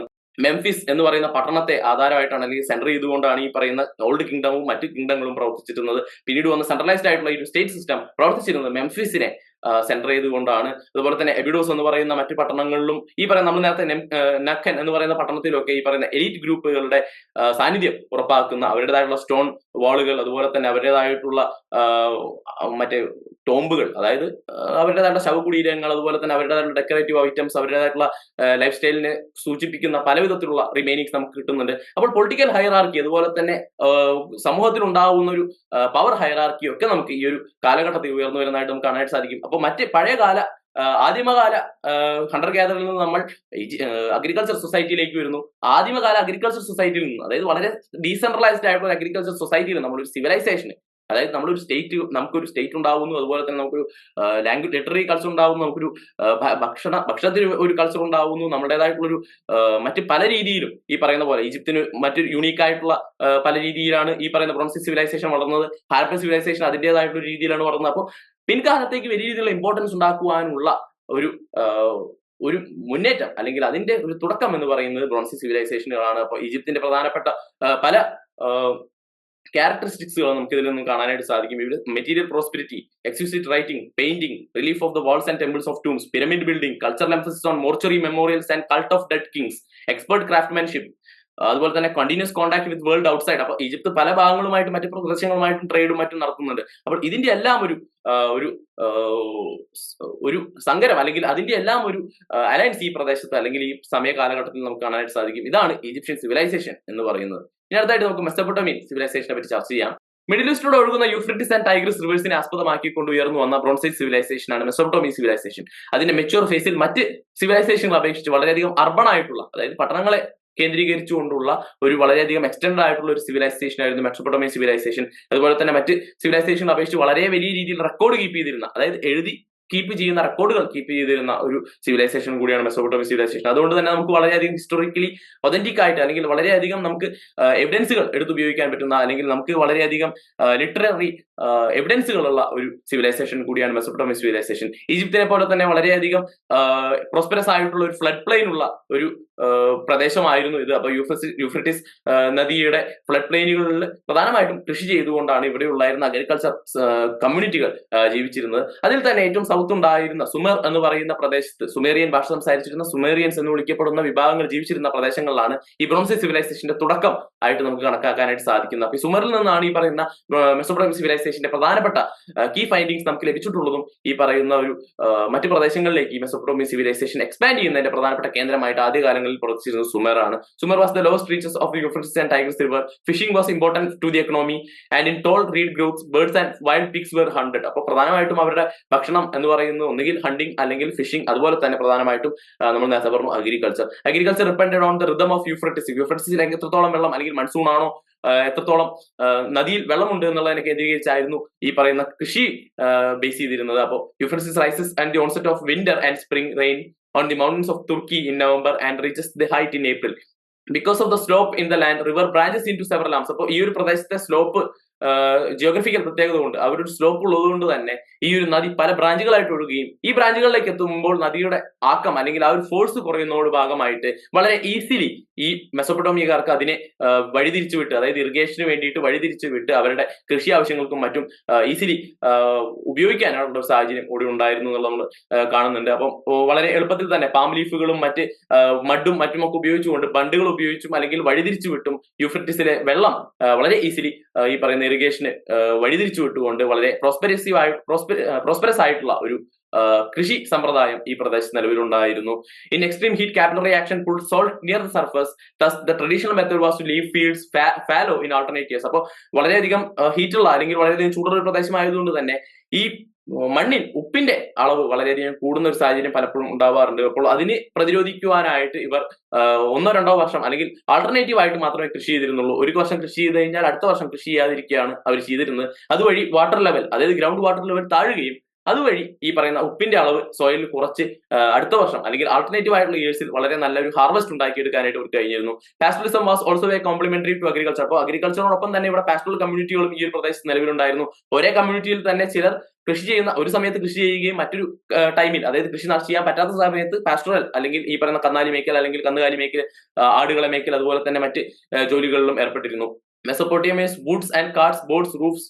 Wood for carts, boats and roofs came from Sargos and Lebanon, and metals from Sargos, Anatolian and Iranian plateaus. അപ്പോൾ പ്രധാനമായിട്ടും ഒരു എക്സ്ചേഞ്ച് ഈ പ്രദേശത്ത് കാണാനായിട്ട് നമുക്ക് സാധിക്കും. അവരുടെ ഇല്ലാത്ത വുഡ്, അതുപോലെ തന്നെ അയേൺ, മെറ്റൽസ്, ബ്രോൺസ് സിവിലൈസേഷന്റെ കാലഘട്ടത്തിൽ അയേൺ ഈ കാലഘട്ടത്തിൽ എത്തിയിട്ടില്ല. അപ്പോൾ ബ്രോൺസ്, അതുപോലെ തന്നെ കോപ്പർ തുടങ്ങിയ മെറ്റൽസും മറ്റ് പ്രദേശങ്ങളിൽ നിന്നാണ് ഇവർ ഇമ്പോർട്ട് ചെയ്തിരുന്നത്. The system of irrigation made conflict between agriculture community. അപ്പോൾ നമുക്കറിയാം അഗ്രികൾച്ചർ കമ്മ്യൂണിറ്റി സെഡൻഡറി കമ്മ്യൂണിറ്റിയാണ്. ഒരു സ്ഥലത്ത് വളരെയധികം ആളുകൾ കൂടിച്ചേരുന്ന സാഹചര്യത്തിൽ അവർ തമ്മിൽ പ്രശ്നങ്ങൾ ഉണ്ടാവും. അപ്പോൾ ഈ ഒരു അൺസ്റ്റെബിലിറ്റിയെ പിന്നീട് ഈ പറയുന്ന അൺസ്റ്റെബിലിറ്റി വളരെയധികം ഉണ്ടായിരുന്ന ഒരു കാലഘട്ടമായിരുന്നു. അപ്പോൾ വ്യത്യസ്ത സിറ്റി സ്റ്റേറ്റുകളായിട്ട് ഡിവൈഡ് ചെയ്തുകൊണ്ടിരുന്ന അല്ലെങ്കിൽ വ്യത്യസ്ത സിറ്റി സ്റ്റേറ്റുകളായിട്ട് ഡിവൈഡ് ചെയ്ത് പരസ്പരം പോരടിച്ചിരുന്ന ഒരു പ്രദേശമായിട്ട് ഈ മെസോപ്പൊട്ടേമിയൻ പ്രദേശം നിലനിന്നിരുന്നത്. പക്ഷെ ഇങ്ങനെയുള്ള പൊളിറ്റിക്കൽ ഡിഫറൻസ് അല്ലെങ്കിൽ ഈ പറയുന്ന റിസോഴ്സിന് വേണ്ടിയിട്ടുള്ള തല്ലുകൂട്ടം ഇവർ തമ്മിൽ ഉണ്ടായിരുന്നു എന്നുണ്ടെങ്കിൽ പോലും ഒരു സിവിലൈസേഷന്റെ കൂടെ കീഴിൽ അല്ലെങ്കിൽ ഒരു കോമൺ കൾച്ചറിന്റെ, ഒരു കോമൺ ലൈഫ് സ്റ്റൈലിന്റെ, ഒരു കോമൺ അഗ്രികൾച്ചർ സിസ്റ്റത്തിന്റെ, ഒരു കോമൺ കൾച്ചർ സിസ്റ്റത്തിന്റെ ഭാഗമായിരുന്നു ഈ പ്രദേശത്തുണ്ടായിരുന്നത്. മറ്റ് ഈജിപ്തിനെ ഒക്കെ അപേക്ഷിച്ച് നോക്കുമ്പോൾ ഈജിപ്ത് നമ്മൾ പറഞ്ഞു ഒരു സെൻട്രലൈസ്ഡ് മൊണാർക്കി ഏകദേശം 3150 കൂടി ഉണ്ടാവുന്നുണ്ട്. പക്ഷേ ഈ മെസോപ്പൊട്ടേമിയയിലേക്ക് വരുമ്പോൾ വളരെയധികം കാലഘട്ടം ഇവർ വ്യത്യസ്ത സിറ്റി സ്റ്റേറ്റുകളായിട്ടാണ് ഡിവൈഡ് ചെയ്ത് കിടന്നിരുന്നത്. Warfare over land in other word was always in offing, not because land was scarce but because of the volatile ecosystem. അപ്പോൾ ലാൻഡിന് കുറവുണ്ടായതുകൊണ്ടല്ല, റിസോഴ്സസ് നമ്മൾ നേരത്തെ പറഞ്ഞു ഒരു വിഭാഗം, ഒരു നദിയുടെ ഒരു ബ്രാഞ്ച് ഒഴുകി വരുന്ന പ്രദേശത്ത് ഒരു വിഭാഗം ബണ്ട് കെട്ടി കഴിഞ്ഞാൽ ബാക്കിയുള്ള സ്ഥലത്തേക്ക് വെള്ളം ഒഴുകില്ല. അപ്പോൾ ബാക്കിയുള്ള പ്രദേശങ്ങളിലെ ആളുകൾ ഈ ബണ്ട് കെട്ടിയ അഗ്രികൾച്ചർ കമ്മ്യൂണിറ്റിയുമായിട്ട് തീർച്ചയായിട്ടും പ്രശ്നങ്ങളിലേക്ക് എത്തിപ്പെടും. അപ്പോൾ അവർ തമ്മിൽ ഒരു കോൺഫ്ലിക്ട് ഉണ്ടാവും. അപ്പൊ ഇതിന്റെ ഭാഗമായിട്ട് പിന്നീട് ഈ പറയുന്ന പ്രദേശത്തേക്ക് ഒരു സിറ്റി സ്റ്റേറ്റ് സിസ്റ്റം അല്ലെങ്കിൽ പിന്നീട് ഇവിടെ ഒരു സ്റ്റേറ്റ് സിസ്റ്റം ഉയർന്നു വരുന്നതായിട്ട് നമുക്ക് കാണാനായിട്ട് സാധിക്കും. പ്രധാനമായിട്ടും ഈ ബ്രോൺസ് ഏജ് സിവിലൈസേഷൻ സിസ്റ്റത്തെ നമ്മൾ നേരത്തെ പറഞ്ഞു ഡിവൈഡ് ചെയ്യുന്നുണ്ട്. അപ്പോൾ മെസോപ്പൊട്ടേമിയൻ ബ്രോൺസ് ഏജ് സിവിലൈസേഷൻ സിസ്റ്റത്തെ നമുക്ക് പ്രധാനമായിട്ടും Ubaid period, Uruk period and Jemdet Nasr period എന്ന് പറയുന്ന രീതിയിൽ നമുക്ക് തരംതിരിക്കാം. അപ്പോൾ ആദ്യത്തേതാണ് ഉബൈദ് പീരീഡ്. ഉബൈദ് പീരീഡ് പ്രധാനമായിട്ടും ഒരു നിയോലിത്തിക് പീരീഡ് തന്നെയായിരുന്നു. അതിന്റെ അവസാന കാലഘട്ടത്തേക്ക് അടുക്കുമ്പോൾ മാത്രമാണ് മനുഷ്യർ ഈ പറയുന്ന ബ്രോൺസ് ഏജ് സിവിലൈസേഷന്റെ ഒരു ക്വാളിറ്റികൾ കാണിച്ചു തുടങ്ങിയത്. അപ്പൊ എന്തുകൊണ്ടാണ് ഉബൈദ് പീരീഡ്, അല്ലെങ്കിൽ ഈ പേര് എവിടെ നിന്ന് വെച്ച് കഴിഞ്ഞാൽ ഈ ഒരു ഉബൈദ് എന്ന് പറയുന്ന അവിടുത്തെ ഒരു പട്ടണമാണ്. ആ പട്ടണത്തിൽ നിന്നാണ് ഈ പറയുന്ന കാലഘട്ടത്തിൽ, അതായത് ഏർലി ബ്രോൺസ് ഏജ് സിവിലൈസേഷന്റെ അവശേഷിപ്പ് അല്ലെങ്കിൽ റിമൈനിങ് നമുക്ക് കിട്ടിയുള്ളത് ഈ ഉബൈദ് പട്ടണത്തിൽ നിന്നാണ്. അതുകൊണ്ടാണ് ആ ഒരു പീരീഡിനെ നമ്മൾ ഉബൈദ് പീരീഡ് എന്ന് വിളിക്കുന്നത്. അപ്പൊ ഹാരപ്പൻ സിവിലൈസേഷൻ ഹാരപ്പൻ എന്ന് പേരിടാം. കാരണം ആദ്യമായിട്ട് നമുക്ക് ഈ ഒരു റിമൈനിങ് കിട്ടിയിട്ടുള്ളത് നമുക്ക് ഹാരപ്പൻ എന്ന് പറയുന്ന പട്ടണത്തിൽ നിന്നാണ്. അപ്പൊ അതുകൊണ്ടാണ് ഹാരപ്പൻ സിവിലൈസേഷൻ ഹാരപ്പൻ എന്ന് വിളിക്കുന്നത്. അതുപോലെ തന്നെ ഉബൈദ് പീരീഡിനെ നമ്മൾ ഉബൈദ് പീരീഡ് എന്ന് വിളിക്കുന്നത് ഉബൈദ് പട്ടണത്തിൽ നിന്നാണ് ഏർലി ബ്രോൺസ് ഏജ് സിവിലൈസേഷന്റെ, ഈ മെസോപ്പൊട്ടേമിയൻ സിവിലൈസേഷന്റെ ഏർലി ബ്രോൺസ് ഏജ് കാലഘട്ടത്തിലെ അവശേഷിപ്പുകൾ നമുക്ക് കിട്ടുന്നത്. ഇപ്പോൾ ഏകദേശം 5000 BC മുതൽ 3000 സംതിങ് BC വരെയുള്ള കാലഘട്ടമാണ് ഈ ഒരു പീരീഡ് റെപ്രസെന്റ് ചെയ്യുന്നത്. അപ്പോൾ അവിടെ സ്മോൾ ഫിഷിംഗ് സെറ്റിൽമെന്റുകളായിരുന്നു, അഗ്രികൾച്ചർ ചെറിയ രീതിയിൽ അല്ലെങ്കിൽ ഡീസെൻട്രലൈസ്ഡ് ആയിട്ട് ഒരു അഗ്രികൾച്ചർ സിസ്റ്റം ആയിരുന്നു അവിടെ നിലവിലുണ്ടായിരുന്നത്. അതുപോലെ തന്നെ the significance of Ubaid period also line evidence of Mesopotamian ventures into Gulf. അപ്പൊ ഈ പീരീഡിൽ തന്നെ നമ്മൾ ഈ ഒരു മെസോപ്പൊട്ടേമിയൻ സിവിലൈസേഷൻ അല്ലെങ്കിൽ കമ്മ്യൂണിറ്റികൾ മറ്റ് പ്രദേശങ്ങളുമായിട്ട് എക്സ്ചേഞ്ച് ചെയ്യുന്നതൊക്കെ നമുക്ക് ഈ ഒരു കാലഘട്ടത്തിൽ കണ്ടെത്താനായിട്ട് സാധിച്ചിട്ടുണ്ട്. അതുപോലെ തന്നെ വളരെ പ്രധാനമായിട്ടുള്ള മെസോപ്പൊട്ടേമിയൻ സിവിലൈസേഷന്റെ പ്രധാനപ്പെട്ട ടെമ്പിൾസ് അതായത് ക്ഷേത്രങ്ങളുടെ ആദിമ രൂപങ്ങൾ ഈ കാലഘട്ടത്തിൽ നമ്മൾ കണ്ടെത്തിയിട്ടുണ്ട്. പിന്നീടാണ് ഉറൂക്ക് പീരീഡ് എന്നുള്ള പീരീഡ്, അതായത് ഈ പറയുന്ന ബ്രോൺസ് സിവിലൈസേഷന്റെ തുടക്ക കാലഘട്ടം അല്ലെങ്കിൽ പ്രധാനപ്പെട്ട തുടക്കങ്ങൾ കാണപ്പെടുന്ന ഒരു കാലഘട്ടമാണ് ഉറൂക്ക് പീരീഡ് എന്ന് പറയുന്നത്. 4000 to 3200 BC വരെയുള്ള കാലഘട്ടം. ഈ കാലഘട്ടത്തിലാണ് പ്രധാനമായിട്ട് അഗ്രികൾച്ചർ വളരെ വലിയ രീതിയിൽ ഫ്ലറിഷ് ചെയ്യുന്നത്, പോപ്പുലേഷൻ വലിയ രീതിയിൽ കൂടുന്നു, villages coming to existence, plough and wheel അതായത് നമ്മുടെ നിലമുഴുന്ന സംവിധാനങ്ങളും അതുപോലെ തന്നെ വീൽ ചക്രം ഒരു ആവശ്യവസ്തുവായിട്ട് മാറുന്നുണ്ട്. പിന്നീടാണ് ജംദത്ത് നാസർ പീരീഡ് 3200 മുതൽ 2900 BC വരെയുള്ള കാലഘട്ടം. ഇതാണ് പ്രധാനമായിട്ടുള്ള ഒരു ബ്രോൺസ് ഏജ് പീരീഡ് എന്നുള്ളതുകൊണ്ട് ഉദ്ദേശിക്കുന്നത്. ബ്രോൺസിന്റെ ഉപയോഗം വളരെയധികം ഈ കാലഘട്ടത്തിൽ ഉണ്ടാവുന്നുണ്ട്. Seal carving system, writing system, അതുപോലെ തന്നെ സിറ്റി സ്റ്റേറ്റ് സിസ്റ്റം ഒക്കെ വളരെ വലിയ രീതിയിൽ ഫ്ലറിഷ് ചെയ്യുന്നത് ഈ പറയുന്ന ജംദത്ത് നാസർ പീരീഡിലാണ്. അപ്പോൾ ബ്രോൺസ് സിവിലൈസേഷനെ, ഈ ഒരു മെസോപ്പൊട്ടേമിയൻ സിവിലൈസേഷൻ തന്നെ ബ്രോൺസ് ഏജിനെ നമുക്ക് മൂന്നായിട്ട് തരംതിരിക്കാം. ആദ്യകാല ഉബൈദ് പീരീഡ്, അതിനുശേഷമുള്ള ഉറൂക്ക് പീരീഡ്, അതിനുശേഷമുള്ള ജംദത്ത് നാസർ പീരീഡ്. ഈ കാലഘട്ടത്തിലെല്ലാം തന്നെ ഈ ബ്രോൺസ് ഏജ് സിവിലൈസേഷനും അതുപോലെ തന്നെ മെസോപ്പൊട്ടേമിയൻ സിവിലൈസേഷനും പ്രോഗ്രസ് ചെയ്യുന്നത് നമുക്ക് കാണാനായിട്ട് സാധിക്കും. അപ്പോൾ ഇതാണ് മെസോപ്പൊട്ടേമിയൻ സിവിലൈസേഷന്റെ ഒരു ഷോർട്ട് ഹിസ്റ്ററി എന്ന് പറയുന്നത്. അടുത്തായിട്ട് ഹാരപ്പൻ വേൾഡ്, ഇന്നത്തെ ഇന്ത്യയിലും പാകിസ്ഥാനുമായിട്ട് പരന്നു കിടക്കുന്ന ഹാരപ്പൻ സിവിലൈസേഷന്റെ ഒരു ഹിസ്റ്ററി നമുക്ക് പഠിക്കേണ്ടതായിട്ടുണ്ട്. അത് ദ ഗ്രേറ്റ് ഇൻഡസ് പ്ലെയിൻസിൽ പരന്നു കിടക്കുന്ന പ്രദേശങ്ങളിൽ ബാർലിയും ബീറ്റും അതുപോലെ തന്നെ sesame, mustard, peas, grams, cotton എന്നിവ വിളയിച്ച് അത് ഉപയോഗിച്ച് ജീവിച്ചിരുന്ന ഒരു വിഭാഗമാണ് ഇവിടുത്തെ അഗ്രികൾച്ചർ കമ്മ്യൂണിറ്റികളായിരുന്നത്. ഷീപ്പ്, ഗോഡ്, കാറ്റിൽ തുടങ്ങിയവയെ ഡൊമസ്റ്റിക്കേറ്റ് ചെയ്യുകയും ചെയ്തിരുന്നു.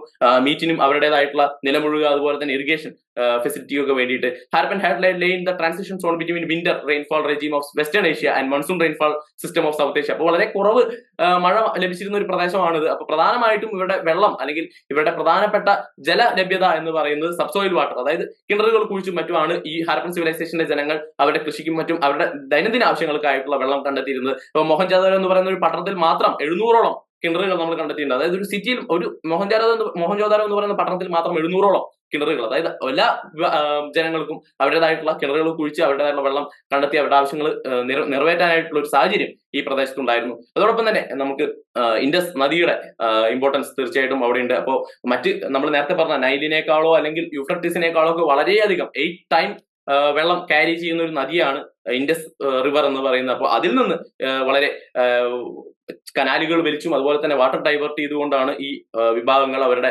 കൃഷിക്ക് ആവശ്യമായിട്ടുള്ള വെള്ളം കണ്ടെത്തിയിരുന്നത്. ഇനി വെള്ളം വളരെയധികം കുറവുള്ള അല്ലെങ്കിൽ സബ്സോയിൽ വാട്ടർ വളരെയധികം കുറവുള്ളായിരുന്ന ധോളവീര പോലെയുള്ള പ്രദേശങ്ങളിൽ അവിടെ ഉണ്ടായിരുന്ന റിവേഴ്സിൽ നിന്ന് ബണ്ട് കെട്ടി വെള്ളം തിരിച്ചുകൊണ്ടാണ് അവർ വെള്ളം കണ്ടെത്തിയിരുന്നത്. അപ്പോൾ ഈ ഒരു ഹാരപ്പൻ സിവിലൈസേഷനിലെ ജനങ്ങളുടെ അല്ലെങ്കിൽ ഈ ഒരു ഹാരപ്പൻ സിവിലൈസേഷൻ തന്നെ വളരെയധികം ഇമ്പോർട്ടന്റ് ആയിട്ടുള്ള ഒരു പോയിന്റ് ഇവിടെ ഉള്ളത് എന്ന് വെച്ച് കഴിഞ്ഞാൽ വളരെയധികം വർക്കഹോളിക് ആയിട്ടുള്ള അല്ലെങ്കിൽ വളരെയധികം കനാലുകളും ഇറിഗേഷൻ സിസ്റ്റവും ഡ്രെയിനേജ് സിസ്റ്റവും ഒക്കെ നിർമ്മിക്കുകയും അത് യൂസ് ചെയ്തുകൊണ്ട് തങ്ങളുടെ ദൈനംദിന ജീവിതം നടത്തി പോന്നിരുന്ന ഒരു വിഭാഗമായിരുന്നു ഹാരപ്പൻ സിവിലൈസേഷൻ എന്ന് പറയുന്നത്. ഇപ്പൊ നമ്മൾ നേരത്തെ 2 സിവിലൈസേഷന്റെ കാര്യം പറഞ്ഞപ്പോൾ നമ്മൾ പറഞ്ഞു ഇവരധികം ഈ പറയുന്ന ഇറിഗേഷന് വേണ്ടിയിട്ടോ അല്ലെങ്കിൽ ഡ്രെയിനേജ് സിസ്റ്റത്തിന് വേണ്ടിയിട്ടോ ഒന്നും അധികം വലിയ രീതിയിൽ ജോലി ചെയ്തിരുന്നതായിട്ട് അല്ലെങ്കിൽ വലിയ രീതിയിൽ എഫർട്ട് ഇട്ടിരുന്നതായിട്ട് കണ്ടിരുന്നില്ല. പക്ഷെ ഹാരപ്പൻ സിവിലൈസേഷനിലേക്ക് വരുമ്പോൾ വെള്ളത്തിന്റെ ആവശ്യത്തിന് വേണ്ടിയിട്ട് ഈ പറയുന്ന ബണ്ട് കെട്ടുക, അതുപോലെ തന്നെ ഡാമുകൾ നിർമ്മിക്കുക, കനാലുകൾ നിർമ്മിക്കുക, നദിയിൽ നിന്നും മറ്റ് ഗ്രൗണ്ട് വാട്ടറിൽ നിന്നും കിണറുകൾ നിർമ്മിക്കുക. അപ്പോൾ വെള്ളത്തിന് വേണ്ടി, കൃഷിക്കും അവരുടെ ദൈനംദിന ആവശ്യത്തിനായിട്ടുള്ള വെള്ളത്തിന് വേണ്ടി ഇവർ പല വിധത്തിലുള്ള എഫർട്ടുകൾ ഇട്ടിരുന്നതായിട്ട് നമുക്ക് കാണാനായിട്ട് സാധിക്കും. Irrigation required high labour input. അപ്പൊ ഇറിഗേഷന് വേണ്ടിയിട്ടാണ് പ്രധാനമായിട്ടും ഈ പറയുന്ന ജനങ്ങൾ അവരുടെ ജോലി ചെയ്തിരുന്നത്. ലിഫ്റ്റ് ഇറിഗേഷൻ അതുപോലെ മറ്റ് ആവശ്യങ്ങൾക്കായിട്ട്, ഇറിഗേഷന്റെ ആവശ്യങ്ങൾക്കായിട്ട് അവർ കാളയെയും മറ്റ് ജീവികളെയും ഒക്കെ യൂസ് ചെയ്തിരുന്നു. അപ്പോൾ വളരെയധികം എഫർട്ട് ഇടുന്നത് ഈ ഒരു ആവശ്യത്തിനായിരുന്നു എന്ന് നമ്മൾ മനസ്സിലാക്കണം. Harappan settled areas important various goods from both neighbouring and far of place. അപ്പോൾ പല പ്രദേശങ്ങളിൽ നിന്ന് ഹാരപ്പൻസ് അവരുടെ ആവശ്യമായിട്ടുള്ള സാധനങ്ങൾ ഇമ്പോർട്ട് ചെയ്തിരുന്നു. അഫ്ഗാനിസ്ഥാനിൽ നിന്ന് ലാപ്പിസ് റുസൂലി, അതുപോലെ തന്നെ ഗുജറാത്തിന്റെ ഭാഗങ്ങളിൽ നിന്ന് വുഡ്, അതുപോലെ തന്നെ നോർത്തൻ രാജസ്ഥാൻ പ്രദേശങ്ങളിലെ ഖനികളിൽ നിന്ന് കോപ്പർ, അതുപോലെ തന്നെ പിൽക്കാലത്ത് ബ്രോൺസ് ഉണ്ടാക്കുവാനൊക്കെയുള്ള കോപ്പറും മറ്റ് ടിൻ പോലെയുള്ള മെറ്റൽസ് എല്ലാം തന്നെ ഇമ്പോർട്ട് ചെയ്തിരുന്നത് രാജസ്ഥാനിലെ പ്രദേശങ്ങളിൽ നിന്നാണ്. സൗരാഷ്ട്രയിൽ നിന്ന് ഷെൽസ്, അതുപോലെ തന്നെ റോഹ്രി പ്രദേശങ്ങളിൽ നിന്ന് ചർച്ച് സ്റ്റോൺ, അവരുടെ ആവശ്യമായിട്ടുള്ള, അതായത് ഹാരപ്പൻ സിവിലൈസേഷൻ വളരെയധികം വലിയൊരു പ്രദേശത്ത് പരന്നു കിടക്കുന്ന വ്യത്യസ്ത പട്ടണങ്ങളുള്ള ഒരു സിവിലൈസേഷൻ ആയിരുന്നു. ഇപ്പോ ഇവരുടെ ഓരോ സിവിലൈസേഷൻ അല്ലെങ്കിൽ ഓരോ പട്ടണങ്ങളിലും ഓരോ ചില പട്ടണങ്ങൾ ഹാൻഡിക്രാഫ്റ്റിലായിരുന്നു മികച്ചു നിന്നിരുന്നത്, ചില പട്ടണങ്ങൾ അഗ്രികൾച്ചറിലാണ് മികച്ചു നിന്നിരുന്നത്, ചില പട്ടണങ്ങൾ ഈ പറയുന്ന അഡ്മിനിസ്ട്രേഷൻ സെന്റർ ആയിരുന്നു. അപ്പോൾ ഇങ്ങനെയുള്ള ഓരോ പട്ടണങ്ങൾക്ക് ആവശ്യമായിട്ടുള്ള അല്ലെങ്കിൽ ഓരോ ഗ്രൂപ്പുകൾക്കും ആവശ്യമായുള്ള സാധനങ്ങൾ പല സ്ഥലങ്ങളിൽ നിന്ന്, അത് ഹാരപ്പൻ പട്ടണങ്ങളിൽ നിന്ന് തന്നെ അല്ലെങ്കിൽ മറ്റ് പ്രദേശങ്ങളിൽ നിന്ന്, ഇപ്പോൾ മെസപ്പൊട്ടോമിയയായിട്ടോ അല്ലെങ്കിൽ ഒമാനുമായിട്ട് അതുപോലെ തന്നെ അഫ്ഗാനിസ്ഥാനിലെ മറ്റ് ട്രൈബുകളും ഒക്കെ ആയിട്ട് കൊടുക്കൽ വാങ്ങലിലൂടെ എക്സ്ചേഞ്ചുകളിലൂടെ സാധനങ്ങൾ ഇമ്പോർട്ട് ചെയ്യുന്ന ഒരു സ്വഭാവം കൂടി ഹാരപ്പൻ സിവിലൈസേഷൻ ഉണ്ടായിരുന്നു. ആദ്യ കാലഘട്ടങ്ങളിൽ, അതായത് നമ്മൾ പറഞ്ഞു ഹാരപ്പൻ സിവിലൈസേഷന്റെ ആദ്യ കാലങ്ങളിൽ ഫോർമേറ്റീവ് പീരീഡ് അഥവാ എർലി ഹാരപ്പൻ പീരീഡിൽ തന്നെ ബിൽഡിങ്ങുകൾ ഉണ്ടായിരുന്നു, അഗ്രികൾച്ചർ വളരെയധികം ഡെവലപ്ഡ് ആയിരുന്നു, സ്റ്റേറ്റായിട്ട് അതുപോലെ തന്നെ ഷെൽസ് അതുപോലെ തന്നെ ഐവറി ഉപയോഗിച്ചുകൊണ്ടുള്ള ആഭരണങ്ങൾ നമ്മൾ ഉണ്ടാക്കിയിരുന്നു. മെച്ചർ ഹാരപ്പൻ സിവിലൈസേഷന്റെ കാലഘട്ടത്തിലേക്ക് വരുമ്പോൾ വലിയ രീതിയിലുള്ള ഔട്ട്വേർഡ്, അതായത് ഫോറിൻ എക്സ്ചേഞ്ചുകൾ, അതുപോലെ തന്നെ യാത്രകൾ, മറ്റു സ്ഥലങ്ങളിൽ നിന്ന് ഇമ്പോർട്ട്, അതുപോലെ തന്നെ ഈ പറയുന്ന അഡ്മിനിസ്ട്രേഷൻ സിസ്റ്റം, നമ്മുടെ മോഹൻജാദാരോ അതുപോലെ തന്നെ ഹാരപ്പ എന്ന് പറയുന്ന പ്രദേശങ്ങളൊക്കെ തന്നെ ഈ ഒരു സിവിലൈസേഷൻ തന്നെ അഡ്മിനിസ്ട്രേറ്റീവ് സിസ്റ്റം അല്ലെങ്കിൽ അഡ്മിനിസ്ട്രേറ്റീവ് കേന്ദ്രമായിരുന്നു എന്നുള്ളത് മനസ്സിലാക്കണം. അപ്പോൾ നമ്മൾ മുമ്പത്തെ ക്ലാസ്സുകളിലൊക്കെ നമ്മൾ സംസാരിച്ചു, അതായത് ഓരോ സിവിലൈസേഷനുകൾക്കും ഓരോ ബ്രോൺസ് സിവിലൈസേഷനുകൾക്കും വ്യത്യസ്ത പീരീഡുകളുണ്ട്. ആ പീരീഡുകളിലെ മെച്ചൂർ പീരീഡുകളാണ്. ഇപ്പോൾ ഈജിപ്തിൽ മെച്ചൂർ പീരീഡ് എന്ന് പറയുന്നത് നമ്മൾ പറഞ്ഞു യൂണിഫിക്കേഷൻ, പൊളിറ്റിക്കൽ യൂണിഫിക്കേഷന്റെ കാലഘട്ടം 3200 മുതൽ ഇങ്ങോട്ടുള്ള കാലഘട്ടത്തിലാണ് ആ ഒരു mature phase of Egyptian civilisation നടക്കുന്നത്. അതുപോലെ തന്നെ മെസപ്പൊട്ടോമിയയുടെ കാര്യത്തിൽ നമ്മൾ മെച്ചൂർ ഫേസ് നമ്മൾ സംസാരിച്ചാണ്. ഉറുക് പീരീഡും അതുപോലെ തന്നെ ജംഷദ് നാസർ പീരീഡും ആണ് ഈ ഒരു ബ്രോൺസ് സിവിലൈസേഷന്റെ ഏറ്റവും ഹൈലൈറ്റിംഗ് പീരീഡ് എന്ന് പറയുന്നത്. അപ്പോൾ ഹാരപ്പൻ സിവിലൈസേഷനിലേക്ക് വരുമ്പോൾ മെച്ചൂർ ഹാരപ്പൻ ഫേസ് ആണ് ഏറ്റവും ഈ പറയുന്ന ബ്രോൺസ് സിവിലൈസേഷന്റെ തന്നെ, അതായത് ഹാരപ്പ ബേസ് ചെയ്തിട്ടുള്ള ബ്രോൺസ് സിവിലൈസേഷന്റെ ഏറ്റവും മെച്ചൂർ ഫേസ് അല്ലെങ്കിൽ ഏറ്റവും ഹൈലൈറ്റിംഗ് ആയിട്ടുള്ള ഫേസ്. ഈ കാലഘട്ടത്തിലാണ് കൂടുതൽ ഇമ്പോർട്ട് അതുപോലെ തന്നെ എക്സ്പോർട്ട് അതുപോലെ തന്നെ സീൽ ഉണ്ടാക്കൽ, അതുപോലെ വളരെ അഡ്വാൻസ്ഡ് ആയിട്ടുള്ള ഒരു അഡ്മിനിസ്ട്രേറ്റീവ് സിസ്റ്റം ഈ ഹാരപ്പയിലൊക്കെ വരുന്നത് ഈ ഒരു കാലഘട്ടത്തിലാണ്. ഹാരപ്പ ഒരു മൊണാർക്കിയാണോ അല്ലെങ്കിൽ ഒരു സിറ്റി സ്റ്റേറ്റ് വ്യവസ്ഥയാണോ അല്ലെങ്കിൽ ഒരു മറ്റെന്തെങ്കിലും ഒരു അഡ്മിനിസ്ട്രേറ്റീവ് സിസ്റ്റം ആണോ എന്നുള്ളതിലൊക്കെ ആർക്കിയോളജിസ്റ്റുകൾ ഇന്നും പരസ്പരം ഡിബേറ്റുകൾ നടത്തുന്നുണ്ട്. അതിനൊരു കൺക്ലൂസീവ് ആയിട്ടുള്ള ഒരു എവിഡൻസ് ഇന്ന് നമുക്ക് ലഭ്യമല്ല. കാരണം മറ്റ് സ്ഥലങ്ങളിൽ അല്ലെങ്കിൽ ഈ പറയുന്ന ഈജിപ്തിലോ അല്ലെങ്കിൽ മെസപ്പൊട്ടോമിയയിലോ ഉണ്ടായിരുന്നത് പോലെ യൂണിഫോം സ്ക്രിപ്റ്റ് അല്ലെങ്കിൽ ഹൈറോഗ്ലിഫിക് സ്ക്രിപ്റ്റ് ഒക്കെ ഇന്ന് ഡീകോഡർ ആണ്, അല്ലെങ്കിൽ അതൊക്കെ വായിച്ച് മനസ്സിലാക്കാനുള്ള കഴിവ് നമുക്ക് ഇന്നുണ്ട്. പക്ഷേ ഹാരപ്പൻ സിവിലൈസേഷന്റെ സ്ക്രിപ്റ്റ് ആയിട്ടുള്ള ഹാരപ്പൻ സ്ക്രിപ്റ്റ് നമുക്ക് ഒരിക്കലും ഡീകോഡ് ചെയ്യാനായിട്ട് ഇന്നുവരെ കഴിഞ്ഞിട്ടില്ല 100% എഫിഷ്യൻസി വഴി. അപ്പോൾ അതിന്റെ ഒരു പ്രശ്നം തീർച്ചയായിട്ടും ഇതിന്റെ പിന്നിൽ നിൽക്കുന്നുണ്ട്. In the urban period the pattern of external contact change. അപ്പോൾ മുമ്പുണ്ടായിരുന്ന കോൺടാക്റ്റുകളിൽ നിന്ന് മാറി കടൽ വഴിയും ഹാരപ്പൻ സിവിലൈസേഷൻ മറ്റ് പ്രദേശങ്ങളുമായിട്ട് കോൺടാക്ട് നടത്താനായിട്ട് തുടങ്ങി. മെസപ്പൊട്ടോമിയ, ഈജിപ്ത് സിവിലൈസേഷൻ അതുപോലെ തന്നെ പേർഷ്യയിലുള്ള മറ്റ് ട്രൈബുകളും മറ്റുമൊക്കെ ആയിട്ട് ഹാരപ്പൻ സിവിലൈസേഷൻ കൊടുക്കൽ വാങ്ങൽ ഈ എക്സ്ചേഞ്ചുകൾ നടത്തിയിരുന്നു. There are some disjuncture or abrupt changes in settlement. അപ്പോൾ ഹാരപ്പൻ സിവിലൈസേഷന്റെ ആദ്യകാലങ്ങളിൽ ഉണ്ടായിരുന്ന എല്ലാ പട്ടണങ്ങളും മെച്ചൂർ ഫേസിലേക്ക് കടന്നു എന്ന് നമ്മൾ വിചാരിക്കരുത്. ഹാരപ്പൻ സിവിലൈസേഷന്റെ ആദ്യകാലങ്ങളിൽ ഉണ്ടായിരുന്ന പട്ടണങ്ങളിൽ ചിലത് ഈ പറയുന്ന മെച്ചൂർ ഹാരപ്പൻ ഫേസിലേക്ക് കടന്നു, അതായത് അത്രയും പ്രോഗ്രസ് ചെയ്തു. ചിലത് ഉപേക്ഷിക്കപ്പെട്ടു അല്ലെങ്കിൽ നശിച്ചുപോയി. ചില പട്ടണങ്ങൾ മെച്ചൂർ ഹാരപ്പൻ ഫേസിൽ തന്നെ ഉയർന്നു വരുന്ന അല്ലെങ്കിൽ മെച്ചൂർ ഹാരപ്പൻ ഫേസിൽ നിന്ന് തന്നെ ഫസ്റ്റ് നമുക്ക് ഈ ആർക്കിയോളജി നമ്മൾ നടത്തുമ്പോൾ പല ലെയറുകളായിട്ടാണ് നമ്മൾ പഠിക്കുക. അപ്പോൾ ആദ്യത്തെ ലെയർ തന്നെ മെച്ചൂർ ഹാരപ്പൻ ഫേസിൽ നിന്ന് തുടങ്ങുന്ന പട്ടണങ്ങളും നമുക്ക് കണ്ടെത്താനായിട്ട് സാധിച്ചിട്ടുണ്ട്. അപ്പോൾ അബ്രപ്റ്റ് ആയിട്ടുള്ള ചേഞ്ചസ് എല്ലാ സിവിലൈസേഷനും നടക്കുന്നതാണ്, അതുപോലെ തന്നെ ഹാരപ്പനിലും ഉള്ളതായിട്ട് നമ്മൾ കണ്ടിട്ടുണ്ട്. അപ്പോൾ വ്യത്യസ്ത ആർട്ടിഫാക്ട്സ്, അതുപോലെ തന്നെ കൾച്ചർ, വ്യത്യസ്തമായിട്ടുള്ള ഒരു ഭക്ഷണ രീതി, അതുപോലെ വ്യത്യസ്തമായിട്ടുള്ള ഒരു എക്സ്ചേഞ്ച് സിസ്റ്റം ഒക്കെ ഉണ്ടായിരുന്ന ഒരു സിവിലൈസേഷൻ ആയിരുന്നു ഹാരപ്പൻ എന്ന് പറയുന്നത്. അത് നമുക്ക് ഇവിടെ അതിൻ്റെതായിട്ടുള്ള ഒരു പാരഗ്രാഫ് തന്നെ നമുക്ക് ആ ടെക്സ്റ്റ് ബുക്കിൽ നമുക്ക് കാണാനായിട്ട് സാധിക്കും. കാർവിംഗ് ഓഫ് ഐവറി, അതായത് ആനക്കൊമ്പ് കൊണ്ടുള്ള ആർട്ടിഫാക്ട്സ്, അതുപോലെ തന്നെ ഷെൽസ്, അതുപോലെ തന്നെ ചർച്ച് സ്റ്റോൺ, മറ്റ് വാല്യുബിൾ ആയിട്ടുള്ള ലാപ്പിസ് ലസൂലി, അതുപോലെ തന്നെ വെസൽസ്, പോട്ടറി, എല്ലാ മേഖലകളിലും ഒരു യൂണീക്നെസ് അല്ലെങ്കിൽ ഒരു യൂണീക് സിവിലൈസേഷൻ പാറ്റേൺ കാണിച്ചിരുന്ന ഒരു സിവിലൈസേഷൻ ആയിരുന്നു ഹാരപ്പൻ സിവിലൈസേഷൻ എന്ന് പറയുന്നത്. ഇന്നും ഇന്ത്യയുടെ ഒരു ഇന്ത്യൻ സിവിലൈസേഷന്റെ ഒരു വളർച്ചയിൽ വലിയ രീതിയിലുള്ള ഒരു ഹെഡ് സ്റ്റാർട്ട് കൊടുക്കാൻ അല്ലെങ്കിൽ വലിയ രീതിയിലുള്ള ഒരു ബേസ് ഇട്ട് കൊടുക്കാനായിട്ട് ഹാരപ്പൻ സിവിലൈസേഷന് കഴിഞ്ഞിട്ട് നമ്മൾ കാണുന്നതായിട്ടുണ്ട്. ഇനി നമുക്ക് അടുത്തതായിട്ട് ചൈനയിൽ ഉണ്ടായിരുന്ന ബ്രോൺസ് സിവിലൈസേഷൻ ആയിട്ടുള്ള ഷാങ് സിവിലൈസേഷനെ പറ്റി ഒന്ന് ചർച്ച ചെയ്യാം. ഈ ഒരു മാപ്പിൽ നിങ്ങൾക്ക് ഏകദേശം ഷാങ് സിവിലൈസേഷന്റെ ഒരു എക്സ്റ്റെന്റ് നിങ്ങൾക്ക് കാണാനായിട്ട് സാധിക്കും. അപ്പോൾ ഇതിന്റെ ആദ്യത്തെ ഫേസിനെയാണ് നമ്മൾ എർലിത്തു ഫേസ് എന്ന് വിളിക്കുന്നത്. അപ്പോൾ ഈ ഒരു കാലഘട്ടത്തിൽ ഈ ഒരു പ്രദേശത്തെ പ്രധാനപ്പെട്ട ഭരണവർഗം എന്ന് പറയുന്നത് ഷിയ ഡൈനസ്റ്റി ആയിരുന്നു, ഷിയ രാജവംശമായിരുന്നു. പിന്നീട് 1860 ശേഷമാണ് ഈ പ്രദേശത്തെ ഷാങ് ഡൈനസ്റ്റി അഥവാ ഷാങ് രാജവംശം ഈ ഒരു പ്രദേശത്തിന്റെ ഭരണം കൈയാളുന്നത്. അപ്പോൾ ഈ ഒരു സിവിലൈസേഷന് തന്നെ ഈ ഒരു ഭരണവംശത്തിന്റെ പേര് വരാനുള്ള കാരണം നമ്മൾ നേരത്തെ പറഞ്ഞു, എല്ലാ സിവിലൈസേഷനുകൾക്കും അതിൻ്റെതായിട്ടുള്ള ഒരു ഹൈ പീരീഡ് അല്ലെങ്കിൽ ഒരു പീക്ക് പോയിന്റ് കാണും, അതായത് അതിന്റെ എല്ലാ സവിശേഷതകളും ഉൾക്കൊള്ളുന്ന ഒരു കാലഘട്ടം കാണും. ആ കാലഘട്ടത്തിൽ ഈ പ്രദേശത്തെ പ്രധാനപ്പെട്ട ഭരണവർഗം എന്ന് പറയുന്നത് അല്ലെങ്കിൽ ഭരണം കൈയാളിയിരുന്നത് ഈ പറയുന്ന ഷാങ് ഡൈനസ്റ്റി ആയിരുന്നു. അതുകൊണ്ട് തന്നെയാണ് ഈ സിവിലൈസേഷൻ ഷാങ് ഡൈനസ്റ്റിയുടെ പേര് തന്നെ വരാനായിട്ട് പിന്നീട് ഈ ആർക്കിയോളജിസ്റ്റുകളും മറ്റും എടുത്തു വിളിക്കാനായിട്ടുള്ള ഒരു കാരണമായതും ഈ ഷാങ് സിവിലൈസേഷൻ എന്നുകൂടി ഈ ഒരു ചൈനയുടെ ബ്രോൺസ് സിവിലൈസേഷനെ വിളിക്കാനുള്ള ഒരു കാരണമായിട്ടുള്ളത്. അപ്പോൾ Xia dynasty was succeeded by Shang whose 10th ruler established the city of Chengdu. അപ്പൊ ഈ ഒരു കാലഘട്ടത്തിലെ പ്രധാനപ്പെട്ട പഠനങ്ങളെല്ലാം തന്നെ ഈ ഒരു ഷാങ് ഡൈനസ്റ്റിയുടെ കാലഘട്ടത്തിലാണ് ഉണ്ടായിരുന്നത്. റിച്വൽ ഹ്യൂമൻ സാക്രിഫൈസ് കൂടി ഉണ്ടായിരുന്നു, റൈറ്റിംഗ് വളരെയധികം ഉണ്ടായിരുന്നു, അതുപോലെ തന്നെ വളരെ എക്സ്റ്റെൻഡ് ആയിട്ടുള്ള മറ്റ് സിവിലൈസേഷനെ അപേക്ഷിച്ച് വളരെ ഡെവലപ്ഡ് ആയിട്ട് ഒരു ബ്രോൺസ് ഏജ് സിസ്റ്റം ഈ ഒരു പ്രദേശത്ത് ഉണ്ടായിരുന്നു നമുക്ക് കാണാനായിട്ട് സാധിക്കും. അതിനെപ്പറ്റി നമുക്ക് വരും സ്ലൈഡുകളിൽ ചർച്ച ചെയ്യാം.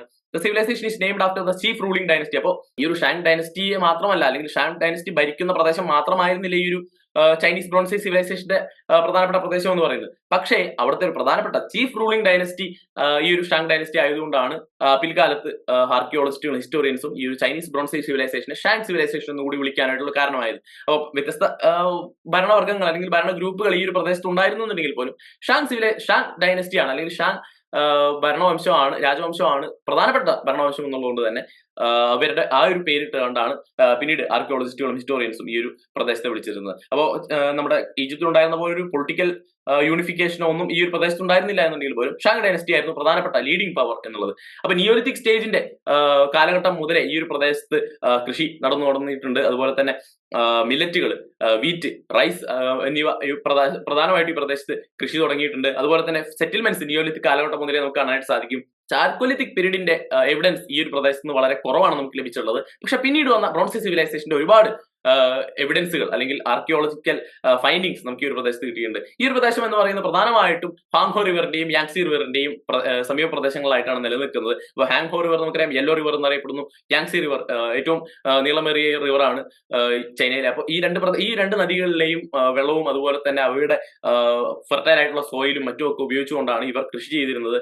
പ്രധാനമായിട്ടും പണ്ടുകാലം മുതലേ പിറ്റ് കുഴിച്ച്, അതായത് കുഴി കുഴിച്ചാണ് ഇവർ പ്രധാനമായിട്ടും ഇവരുടെ ഭക്ഷണം അതുപോലെ തന്നെ അവരുടെ ആവശ്യം വസ്തുക്കളെല്ലാം തന്നെ സ്റ്റോർ ചെയ്തിരുന്നത്. A fine grey pottery was made in Longshan neolithic culture on wheel. അപ്പോൾ ഫൈൻ ഗ്രേ പോട്ടറി ഈ ഒരു പ്രദേശത്തിന്റെ പ്രധാനപ്പെട്ട ഒരു ക്യാരക്ടറിസ്റ്റിക്സ് ആയിരുന്നു നിയോലിത്തിക് കാലം മുതലേ. Bronze age sites were spread from Hanghou Valley to its north up to Beijing and in south up to Yangtze and the small extent of the coast. The Hanghou is a turbulent river carrying huge load of yellow silt. So Hwang Ho റിവറിന്റെ deposition, അതായത് എത്രത്തോളം ഹാങ്ഹോ river ഈ മണ്ണ് അല്ലെങ്കിൽ ഈ ഫലഭൂയിഷ്ഠത ഈ പ്രദേശത്ത് കൊണ്ട് നിക്ഷേപിക്കുന്നു അത്രത്തോളം പ്രോസ്പെറസ് ആയിരുന്നു ഈ പ്രദേശത്തിന്റെ കൃഷി എന്ന് പറയുന്നത്. ബ്രോൺസ് ഏജ് കാലഘട്ടത്തിൽ പ്രധാനമായിട്ടും ഹാങ്ഹോ റിവറിനെയാണ് ഇവർ പ്രധാനമായിട്ടും ആശ്രയിച്ചിരുന്നത്. Most bronze age site were settled near small tributaries of rather Hwang Ho itself. അപ്പോൾ ഹാങ്ഹോ റിവറിന്റെ ട്രിബ്യൂട്ടറീസിന്റെ നദി തടത്തിലും മറ്റുമൊക്കെയാണ് ഈ കാലഘട്ടത്തിലെ ബ്രോൺസ് ഏജ് സൈറ്റ് പ്രധാനമായിട്ടും കേന്ദ്രീകരിച്ചിരുന്നത്. അപ്പോൾ ബ്രോൺസ് ഏജ് കാലഘട്ടത്തിൽ പ്രധാനമായിട്ടും വളരെയധികം എക്സ്റ്റൻഡ് ആയിട്ടുള്ള ബ്രോൺസ് വെസൽസ് അതുപോലെ തന്നെ ആയുധങ്ങൾ, ടൂൾസ് ഒക്കെ ഈ ഒരു വിഭാഗം മേക്ക് ചെയ്തിട്ടുണ്ട്. There was bronze casting areas, അതായത് വലിയ വലിയ പ്രദേശങ്ങളിലൊക്കെ തന്നെ ഈ പറയുന്ന ബ്രോൺസ് കാസ്റ്റിംഗ്, അതായത് ലോഹസങ്കരത്തിനും മറ്റുമൊക്കെ ആയിട്ട് പ്രധാനപ്പെട്ട ഏരിയകളെല്ലാം നമ്മൾ കണ്ടെത്തിയിട്ടുണ്ട്. ഷാൻ ക്യാപിറ്റൽ ആയിരുന്ന ചെങ്ചു ഇതിന്റെ ഒരു പ്രധാനപ്പെട്ട പ്രദേശമായിരുന്നു ഈ ബ്രോൺസ് വെസൽസ്, ബ്രോഡ് സ്റ്റൂൾ ഒക്കെ ഉണ്ടാക്കുന്നതിന്റെ. Shang period is characterised by the use of bronze in enormous scale. അപ്പൊ വളരെ വലിയ രീതിയിൽ ബ്രോൺസ് ഉപയോഗിച്ചിരുന്ന ഒരു കാലഘട്ടമാണ് ഈ ഷാങ് ഡൈനസ്റ്റി ഭരിച്ചിരുന്ന ഒരു കാലഘട്ടം. അതുകൊണ്ട് തന്നെയാണ് നമ്മൾ നേരത്തെ പറഞ്ഞു ഷാങ് പീരീഡിന് ഈ ഒരു സിവിലൈസേഷൻ തന്നെ ഷാങ് ഡൈനസ്റ്റിയുടെ പേരിടാനുള്ള ഒരു കാരണം കൂടി ഇതാണ്. അതായത് ബ്രോൺസ് ഏജ് സിവിലൈസേഷന്റെ ഏറ്റവും പീക്ക് പോയിന്റ് എന്ന് പറയുന്നത് ഈ ഒരു കാലഘട്ടമായിരുന്നു. 16 elite burials and underground wood chambers had chariot trappings, weapons, armor. അപ്പോൾ അന്ന് കാലഘട്ടത്തിലെ പ്രധാനപ്പെട്ട എല്ലാ ടോംബുകളിലും, അതായത് ശവകുടീരങ്ങളിലും എലീറ്റ്, അതായത് അന്നത്തെ കാലഘട്ടത്തിലെ പവറിലുണ്ടായിരുന്ന ആളുകളുടെ എല്ലാം തന്നെ ശവകുടീരങ്ങളിലും അവരുടെ വീടുകളിലും അവരുടെ അപ്പാർട്ട്മെന്റുകളിലും അവരുടെ ബിൽഡിങ്ങുകളിലൊക്കെ നമ്മൾ കണ്ടെത്തിയിട്ടുള്ളത് വലിയ അളവിലുള്ള ബ്രോൺസിന്റെ ശേഖരങ്ങളാണ്. Fine white pottery made of kaolin clay was in use together with other pottery. പ്രധാനപ്പെട്ട ഒരു പോട്ടറി എന്ന് പറയുന്നത് കവലിനൈറ്റ് ക്ലേ ഉപയോഗിച്ചുണ്ടാക്കുന്ന, അതായത് ഒരു ക്ലേയുടെ ഒരു ക്ലാസിഫിക്കേഷൻ ആണ് കവലിനൈറ്റ് ക്ലേ. ഒരു കവലിൻ ഒരു മിനറലാണ്. അപ്പൊ ഈ കവലിനൈറ്റ് ക്ലേ വെച്ച് ഉപയോഗിക്കുന്ന ഒരു പോട്ടറി ഉണ്ടാക്കുന്ന പോട്ടറി വളരെയധികം ഇമ്പോർട്ടന്റ് ആയിരുന്നു. Coarse hempers worn as clothes and silk came to use. Marine cowrie shell were in use. Scholars have suggested that no single state has been encompassed by such a huge region. അപ്പൊ ഈ ഒരു Shang സിവിലൈസേഷന്റെ ഈ ഒരു bronze age സിവിലൈസേഷന്റെ മൊത്തം ഏരിയയെ ഒരൊറ്റ രാജവംശം ഒന്നും ഭരിച്ചിരുന്നില്ല. അപ്പൊ ഷാങ് ഡൈനസ്റ്റി ആയാലും ഷാങ് രാജവംശം ആയാലും ഈ ഷാങ് സിവിലൈസേഷന്റെ മൊത്തത്തിലുള്ള പ്രദേശത്തെ ഭരിച്ചിരുന്നില്ല. പക്ഷേ അവിടുത്തെ പ്രധാനപ്പെട്ട രാജവംശം ഷാങ് സിവിലൈസേഷൻ ആയതുകൊണ്ട് തന്നെയാണ് പിൽക്കാലത്ത് നമ്മൾ ഹിസ്റ്റോറിയൻസ് ഈ പ്രദേശത്തിന് ഈ ഒരു ചൈനീസ് ബ്രോൺസ് ഏജ് സിവിലൈസേഷന്റെ മൊത്തത്തിൽ നമ്മൾ ഷാങ് സിവിലൈസേഷൻ എന്നുള്ള പേര് കൂടി ഇട്ട് വിളിക്കാനുള്ള കാരണം. അപ്പോൾ വളരെ ഫ്ലറിഷിംഗ് ആയിട്ടുള്ള, നമ്മൾ നേരത്തെ പറഞ്ഞു, വളരെയധികം ബ്രോൺസ് ആർട്ടിഫാക്ട്സ് നമുക്ക് കിട്ടിയിട്ടുണ്ട്, ബ്രോൺസ് വെസൽസ് നമുക്ക് കിട്ടിയിട്ടുണ്ട്, ബ്രോൺസ് ടൂൾസ് നമുക്ക് കിട്ടിയിട്ടുണ്ട്.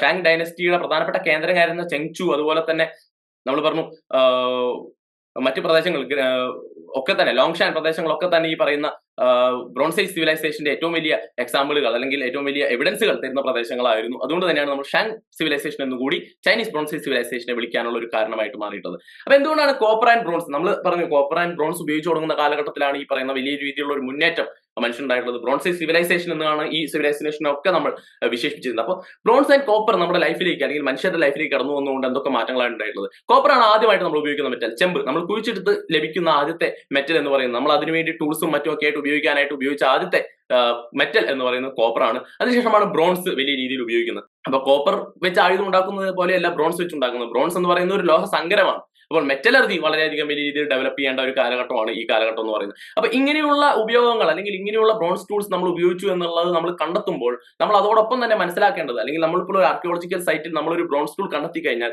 നമ്മൾ അപ്പോൾ തന്നെ മനസ്സിലാക്കേണ്ട ഒരു കാര്യം, ഈ ഒരു പ്രദേശം അല്ലെങ്കിൽ ആ ഒരു സിവിലൈസേഷൻ എന്ന് പറയുന്നത് ബ്രോൺസ് ടൂൾസ് ഉണ്ടാക്കുന്നില്ല. അതിൽ മെറ്റലർജി ലോഹസങ്കരം അല്ലെങ്കിൽ ഈ ഇതുപോലെയുള്ള സ്പെസിഫൈഡ് സ്കിൽസിൽ വളരെയധികം സ്കിൽഫുൾ ആയിട്ടുള്ള ഒരു വിഭാഗമായിരുന്നു ആ വിഭാഗം എന്നുള്ളതാണ്. Compared to stones, metals made good tools for carpentry, carving stones, ivory, cutting shells etcetera.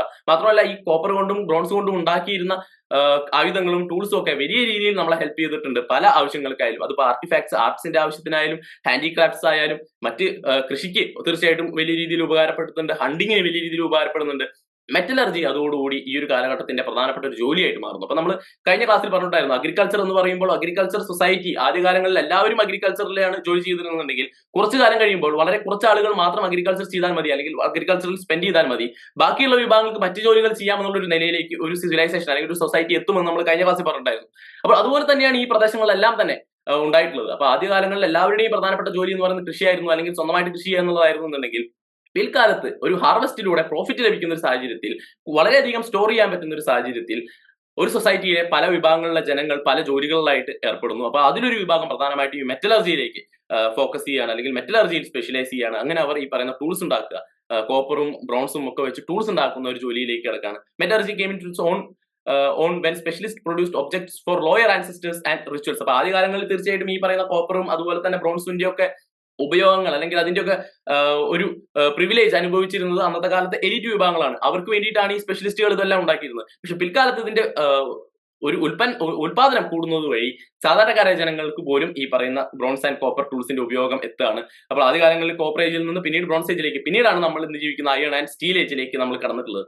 മെസൊപ്പൊട്ടേമിയയിൽ നോക്കുകയാണെങ്കിൽ ഉബൈദ് കൾച്ചറിന്റെ കാലഘട്ടത്തിൽ തന്നെ ഈ പറയുന്ന കോപ്പർ ആൻഡ് ബ്രോൺസിന്റെ ഒരു മോൾഡിങ്ങും അതുപോലെ തന്നെ അത് ഉണ്ടാക്കുന്നതിന്റെ ഒരു തുടക്കം നമുക്ക് കാണാനായിട്ട് സാധിക്കും. ഉബൈദ് കൾച്ചർ പ്രധാനമായിട്ടും ഒരു നിയോലിത്തിക് കാലഘട്ടം തൊട്ടാണ് തുടങ്ങുന്നത്. അപ്പൊ നിയോലിത്തിക് പ്രധാനമായിട്ടും സ്റ്റോൺ ടൂൾസ് ആണ് ആദ്യകാലങ്ങളിൽ ഉപയോഗിച്ചിരുന്നുണ്ടെങ്കിൽ പോലും ഉബൈദ് കൾച്ചറിന്റെ അവസാനത്തിലേക്ക് വരുമ്പോൾ ഈ പറയുന്ന അവസാന കാലഘട്ടത്തിലേക്ക് എത്തുമ്പോൾ ഈ പറയുന്ന കോപ്പറും അതുപോലെ തന്നെ ബ്രോൺസും ഒക്കെ ഉപയോഗിച്ചിരുന്നതായിട്ട് നമുക്ക് കാണാനായിട്ട് സാധിക്കും. സ്മെൽറ്റിംഗ് ഓഫ് കോപ്പർ ഉണ്ടാക്കുവാൻ, കോപ്പർ പ്യൂരിഫൈ ചെയ്ത് അത് ഉരുക്കി അത് ആയുധങ്ങളും ടൂൾസുമാക്കി മാറ്റുന്ന ഒരു പ്രോസസ്, സ്മെൽറ്റിംഗ് വളരെയധികം കോമൺ ആയിരുന്നു മെസൊപ്പൊട്ടേമിയയിൽ നമുക്ക് കാണാനായിട്ട് സാധിക്കും. പിന്നീട് ഇത് ബ്രോൺസിലേക്കും കൂടി കിടക്കുകയാണ്. അപ്പോൾ തേർഡ് മിലീനിയം സൈറ്റിലേക്ക് വരുമ്പോൾ, അതായത് 3000 അതുപോലെ തന്നെ 2900 BC തൊട്ട് ഇങ്ങോട്ടുള്ള കാലഘട്ടത്തിൽ നമ്മൾ നേരത്തെ പറഞ്ഞ ഹാരപ്പൻ ആയിക്കോട്ടെ, മെസൊപ്പൊട്ടേമിയ ആയിക്കോട്ടെ, ചൈന ആയിക്കോട്ടെ, അതുപോലെ തന്നെ ഈജിപ്ത് ആയിക്കോട്ടെ, ഈ പ്രദേശങ്ങളെല്ലാം തന്നെ വലിയ രീതിയിൽ ബ്രോൺസ് ആൻഡ് കോപ്പർ വലിയ രീതിയിലുള്ള ഒരു റവല്യൂഷൻ തന്നെ സൃഷ്ടിച്ചു നമുക്ക് കാണാനായിട്ട് സാധിക്കും. എല്ലാ മേഖലകളിലും ഒരു ദൈനംദിന ജീവിതത്തിൽ കൃഷി മുതൽ ജോലി മുതൽ എല്ലാ മേഖലകളിലും, ഹണ്ടിങ് അടക്കം എല്ലാ കാര്യങ്ങളിലും ഈ പറയുന്ന ബ്രോൺസ് ആൻഡ് കോപ്പർ ടൂൾസ് നമ്മുടെ ഉപയോഗത്തിലേക്ക് വന്നിട്ടുണ്ട്.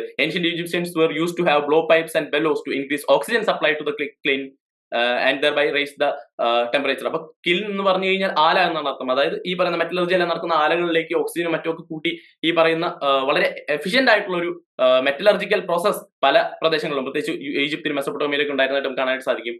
ബ്രോൺസ് എന്ന് പറയുന്നത് നമുക്ക് കോപ്പറിനെ അപേക്ഷിച്ച് വളരെയധികം ഹീറ്റ് ബോയിലിംഗ് പോയിന്റ് ഉള്ള ഒരു മെറ്റലാണ്. അതുപോലെ തന്നെ വളരെയധികം സ്ട്രോങ് ആയിട്ടുള്ള, കോപ്പറിനേക്കാൾ വളരെയധികം ഹാർഡർ ആയിട്ടുള്ള ഒരു മെറ്റീരിയൽ ആണ്. അപ്പോൾ പിൽക്കാലത്ത് ആളുകൾ ഈ പറയുന്ന മനുഷ്യർ ഈ പറയുന്ന ബ്രോൺസിലേക്ക് കടന്നതോടുകൂടി വലിയ രീതിയിൽ ഈ പറയുന്ന നമ്മുടെ ആവശ്യങ്ങൾക്കായിട്ട് ബ്രോൺസ് ഉൽപ്പാദിപ്പിക്കുവാനും ബ്രോൺസ് മൂലം ഈ പറയുന്ന ടൂൾസും ആയുധങ്ങളും ഉണ്ടാക്കുവാനായിട്ട് നമ്മൾ തുടങ്ങി. Egypt acquired copper from peninsula Sinai. അപ്പൊ ഇതില്ലാത്ത പ്രദേശങ്ങൾ വളരെയധികം ഉണ്ട്. ഇപ്പോൾ ഹാരപ്പൻ സിവിലൈസേഷൻ പ്രധാനമായിട്ടും ഈ കോപ്പറും മറ്റ് ബ്രോൺസും ഒക്കെ ഉണ്ടാക്കാനുള്ള കോപ്പർ ഇമ്പോർട്ട് ചെയ്തിരുന്നത് രാജസ്ഥാനിലെ മറ്റ്, അതായത് ഹാരപ്പൻ സിവിലൈസേഷന് പുറത്തു നിൽക്കുന്ന ട്രൈബുകളുണ്ട്. അപ്പൊ നമ്മൾ ഈ ബ്രോൺസ് ഏജ് സിവിലൈസേഷൻ എന്ന് പറയുമ്പോൾ ഒരു രാജ്യത്തെ അല്ലെങ്കിൽ ഈ ലോകത്ത് മൊത്തം ഈ 4 വിഭാഗങ്ങൾ മാത്രമേ ഉള്ളൂ എന്നുള്ളതല്ല അതിന്റെ അർത്ഥം. ഹാരപ്പൻ സിവിലൈസേഷൻ നിലനിൽക്കുന്ന കാലഘട്ടത്തിൽ തന്നെ ഇന്ത്യയുടെ പല ഭാഗത്തും ട്രൈബൽ ഗ്രൂപ്പുകൾ, ഹണ്ടർ ഗ്യാദർ ഗ്രൂപ്പുകൾ, അതുപോലെ തന്നെ മറ്റ് അഗ്രികൾച്ചർ ഗ്രൂപ്പുകളൊക്കെ ഉണ്ട്. അപ്പൊ അവരിൽ നിന്നും ഈ പറയുന്ന കോപ്പർ വാങ്ങിക്കൊണ്ട് ഞങ്ങളുടെയിലുള്ള സാധനങ്ങൾ അവർക്ക് കൊടുത്ത് അവരിൽ നിന്ന് സാധനങ്ങൾ വാങ്ങിച്ചുകൊണ്ടാണ് ഈ സിവിലൈസേഷനുകളെല്ലാം തന്നെ പ്രോസ്പർ ചെയ്തിട്ടുള്ളത്. ഇപ്പൊ ഈജിപ്ഷ്യൻ സിവിലൈസേഷൻ മാത്രമാണ് ആഫ്രിക്കൻ കോണ്ടിനെന്റിൽ നിന്നില്ല. അപ്പൊ ഈജിപ്ഷ്യൻ സിവിലൈസേഷൻ തീർച്ചയായിട്ടും നമ്മുടെ മുന്നോട്ടുള്ള മനുഷ്യന്റെ പ്രയാണത്തിലെ ഒരു പ്രധാനപ്പെട്ട ഒരു ഹിസ്റ്റോറിക്കൽ ഒരു പ്ലേസ് തന്നെയാണ്. പക്ഷെ എന്നിരുന്നാൽ പോലും ഈജിപ്തിന്റെ മറ്റ് പ്രദേശങ്ങളിൽ ഈ പറയുന്ന ഹണ്ടർ ഗ്യാദർ ഗ്രൂപ്പുകളും പാസ്റ്ററൽ ഗ്രൂപ്പുകളും മറ്റ് അഗ്രികൾച്ചർ ഗ്രൂപ്പുകളൊക്കെ നിലവിലുണ്ട്. പക്ഷെ എന്തുകൊണ്ട് ബ്രോൺസ് ഏജ് സിവിലൈസേഷനുകൾ പ്രത്യേകത അല്ലെങ്കിൽ ബ്രോൺസ് ഏജ് സിവിലൈസേഷനുകൾ ഇത്രയും ഇമ്പോർട്ടന്റ് ആവുന്നു എന്നുള്ളതിന്റെ കാരണം നമ്മൾ ഇന്ന് ജീവിക്കുന്ന കാലഘട്ടത്തിലേക്ക് നമ്മളെ നയിക്കുന്നതിൽ ഈ പറയുന്ന സിവിലൈസേഷനുകൾക്കൊക്കെ വലിയ രീതിയിലുള്ള പങ്കുണ്ട്. അല്ലെങ്കിൽ ഈ ഒരു നമ്മൾ ജീവിക്കുന്ന കാലഘട്ടത്തിലേക്കുള്ള ഒരു പ്രധാനപ്പെട്ട ചവിട്ടുപടിയായിട്ട് ഈ സിവിലൈസേഷനുകൾ ആക്ട് ചെയ്യുന്നു എന്നുള്ളതാണ്. അപ്പൊ നമുക്ക് ഇപ്പൊ തന്നെ നോക്കിയാൽ നമുക്ക് മനസ്സിലാവും. ഇപ്പോൾ ഈജിപ്ഷ്യൻ സിവിലൈസേഷൻ എഴുത്ത്, അതുപോലെ തന്നെ റെക്കോർഡ് കീപ്പിംഗ്, അതുപോലെ തന്നെ സിറ്റികൾ ബിൽഡ് ചെയ്യുന്നതിൽ, ബിൽഡിംഗ് സ്ട്രക്ചർ ചെയ്യുന്നതിൽ, എഞ്ചിനീയറിംഗ്, മെറ്റലർജി, ഇപ്പൊ നമ്മൾ സംസാരിച്ചുകൊണ്ടിരിക്കുന്ന മെറ്റലർജി, അതുപോലെ തന്നെ നമ്മുടെ പിരമിഡ്സ്, അതുപോലെ തന്നെ എല്ലാ മേഖലകളിലും ഈ ഇതുപോലെയുള്ള വലിയ രീതിയിലുള്ള ഒരു ഇമ്പാക്ട് ഉണ്ടാക്കിയിട്ടുള്ള ഒരു സിവിലൈസേഷൻ ആണ് ഈജിപ്ഷ്യൻ. അതുകൊണ്ടാണ് ഈജിപ്തിൽ അല്ലെങ്കിൽ ആഫ്രിക്കയിലെ തന്നെ ഈജിപ്ഷ്യൻ സിവിലൈസേഷൻ, ലോകത്ത് തന്നെ ഈജിപ്ഷ്യൻ സിവിലൈസേഷൻ ഒരു പ്രത്യേക സ്ഥാനം കൈവരിക്കുന്നത്. അപ്പൊ ലോകമെമ്പാടും പല ഹണ്ടർ ഗ്യാദർ ഗ്രൂപ്പുകളും പല പാസ്റ്ററൽ ഗ്രൂപ്പുകളും പല അഗ്രികൾച്ചർ ഗ്രൂപ്പുകളും ഈ കാലഘട്ടത്തിൽ നിലവിലുണ്ട്. പക്ഷെ എന്തുകൊണ്ട് ഈ ബ്രോൺസ് ഏജ് സിവിലൈസേഷനുകൾ പ്രത്യേക പരിഗണന അർഹിക്കുന്നു എന്ന് ചോദിച്ചു കഴിഞ്ഞാൽ, നമ്മൾ ഇന്ന് ജീവിക്കുന്ന കാലഘട്ടത്തിലേക്കുള്ള പ്രധാനപ്പെട്ട ചവിട്ടുപടിയായിട്ട് ഈ സിവിലൈസേഷനുകൾ ആക്ട് ചെയ്യുന്നു. അതിനെ അവരെ സഹായിക്കുന്നതിൽ ഈ പറയുന്ന കോപ്പറിനും ബ്രോൺസിനും വലിയ രീതിയിലുള്ള പങ്കുണ്ട്. In Egypt the use of native copper and smelting began in 3500 BC. അപ്പോൾ 3500 BC കാലഘട്ടം മുതലേ ഈ പറയുന്ന കോപ്പറും ബ്രോൺസും ഒക്കെ സ്മെൽറ്റിംഗ് ചെയ്ത് തുടങ്ങിയെന്നുണ്ടെങ്കിലും 2900 to 2000 BC വരെയുള്ള കാലഘട്ടത്തിലാണ് ഇതിന്റെ ഒരു മെച്യൂർ ഫേസ് എല്ലാ പ്രദേശങ്ങളിലും എത്തുന്നത്. അപ്പൊ എല്ലാ സിവിലൈസേഷനുകളിലും ഈ പറയുന്ന ബ്രോൺസ് കൊണ്ടും കോപ്പർ കൊണ്ടും അവരുടേതായിട്ടുള്ള ടൂൾസ്, അതുപോലെ തന്നെ ആർട്ടിഫാക്ട്സ്, അതുപോലെ തന്നെ അവരുടെ ഇൻഡസ്ട്രിയൽ ആവശ്യങ്ങൾക്ക്, അവരുടെ കാർപ്പൻട്രി ആവശ്യങ്ങൾക്ക്, അവരുടെ സ്റ്റോൺ വർക്ക്സിന് എല്ലാത്തിനും ഈ പറയുന്ന ബ്രോൺസും മറ്റും ഉപയോഗിക്കുന്നുണ്ട്. ഇപ്പോൾ ഫോട്ടോയിൽ കാണുന്ന മോഹൻജോദാരോയുടെ ഏറ്റവും പ്രസിദ്ധമായിട്ടുള്ള ആർട്ടിഫാക്ട് ആണ് ഫീമെയിൽ ഡാൻസിംഗ് ഗേൾ എന്നുള്ളത്. അപ്പോൾ ഇതൊരു ബ്രോൺസ് പ്രതിമയാണ്. അതുപോലെ തന്നെ മോഹൻജോദാരും ഹാരപ്പയിലും വലിയ രീതിയിൽ ആദ്യ കാലഘട്ടങ്ങളിൽ, അത് ഏർലി ഹാരപ്പൻ പീരീഡിൽ ഇതുപോലെയുള്ള മെറ്റൽസ് അധികം ഉപയോഗിച്ചിരുന്നില്ല എന്നുണ്ടെങ്കിൽ പോലും മെച്ചൂർ ഹാരപ്പൻ ഫേസിലേക്ക് കടക്കുമ്പോൾ, അർബൻ ഹാരപ്പൻ ഫേസിലേക്ക് കടക്കുമ്പോൾ വലിയ രീതിയിൽ ബ്രോൺസും കോപ്പറും മറ്റു ആവശ്യങ്ങൾക്കായിട്ട് ഉപയോഗിക്കുന്നു. മെറ്റൽ ഫിഷ് ഹൂക്കുകൾ ഉണ്ടാക്കാൻ തുടങ്ങി ഈ പറയുന്ന ആർട്ടിഫാക്ട്സ് ഉണ്ടാക്കാൻ വരെ ഈ പറയുന്ന ബ്രോൺസും കോപ്പറും ഒക്കെ ഉപയോഗിച്ച് കാണാൻ സാധിക്കും. നേരത്തെ പറഞ്ഞു, ചൈനയിലെ ഷാൻ സിവിലൈസേഷൻ ആണ് ഏറ്റവും വലിയ രീതിയിൽ ഈ പറയുന്ന ബ്രോൺസ് ഉണ്ടാക്കുകയും ഉത്പാദിപ്പിക്കുകയും അവരാവശ്യങ്ങൾക്കായിട്ട് ഉപയോഗിക്കുകയും ചെയ്തിരുന്നത്. Shan procured their copper from region beyond their political boundary. അപ്പോൾ വലിയ എമൗണ്ട് ഓഫ് പ്ലേസസിൽ നിന്ന് ബ്രോൺസിന് വേണ്ടിയിട്ട് കോപ്പറും മറ്റും ബ്രോൺസ് ഉണ്ടാക്കണമെന്നുണ്ടെങ്കിൽ തീർച്ചയായിട്ടും കോപ്പർ വേണം. അപ്പോൾ ബ്രോൺസിന്റെ ഒരു റോ മെറ്റീരിയൽ എന്ന് പറയുന്നത് കോപ്പറാണ്. വെങ്കലം ഉണ്ടാക്കാൻ ബ്രോൺസും ഈ പറയുന്ന കോപ്പറും അതുപോലെ തന്നെ ടിന്നും ഉരുക്കി സംയോജിപ്പിച്ചുകൊണ്ടാണ് വെങ്കലം ഉണ്ടാക്കുന്നത്. അപ്പൊ വെങ്കലത്തിനായിട്ട് ഈ കോപ്പർ മറ്റു പല സ്ഥലങ്ങളിൽ നിന്ന് കൊണ്ടുവരികയും അത് മിക്സ് ചെയ്തുകൊണ്ട് ഏകദേശം ഈ പറയുന്ന കാലഘട്ടത്തിൽ വലിയ എമൗണ്ടിൽ ബ്രോൺസ് ആർട്ടിഫാക്ട്സ് ഉണ്ടാക്കുകയും ചെയ്തു ഷാങ് സിവിലൈസേഷൻ. അപ്പോൾ റിച്വൽ വെസൽസ്, നമുക്ക് അവരുടെ അന്നത്തെ എലീറ്റ് ഗ്രൂപ്പുകളുടെ ടോംബുകൾ, ശവകുടീരങ്ങൾ, അതുപോലെ തന്നെ അവരുടെ അപ്പാർട്ട്മെന്റ്സ്, അവരുടെ ബിൽഡിങ്ങുകളൊക്കെ നമ്മൾ നോക്കുകയാണെന്നുണ്ടെങ്കിൽ വലിയ എമൗണ്ടിൽ ഈ ബ്രോൺസ് പ്ലേറ്റ്സ്, അതുപോലെ തന്നെ ബ്രോൺസ് ടൂൾസ്, അതുപോലെ തന്നെ ബ്രോൺസ് ആയുധങ്ങൾ എന്നിവയൊക്കെ നമുക്ക് കാണാൻ സാധിക്കും.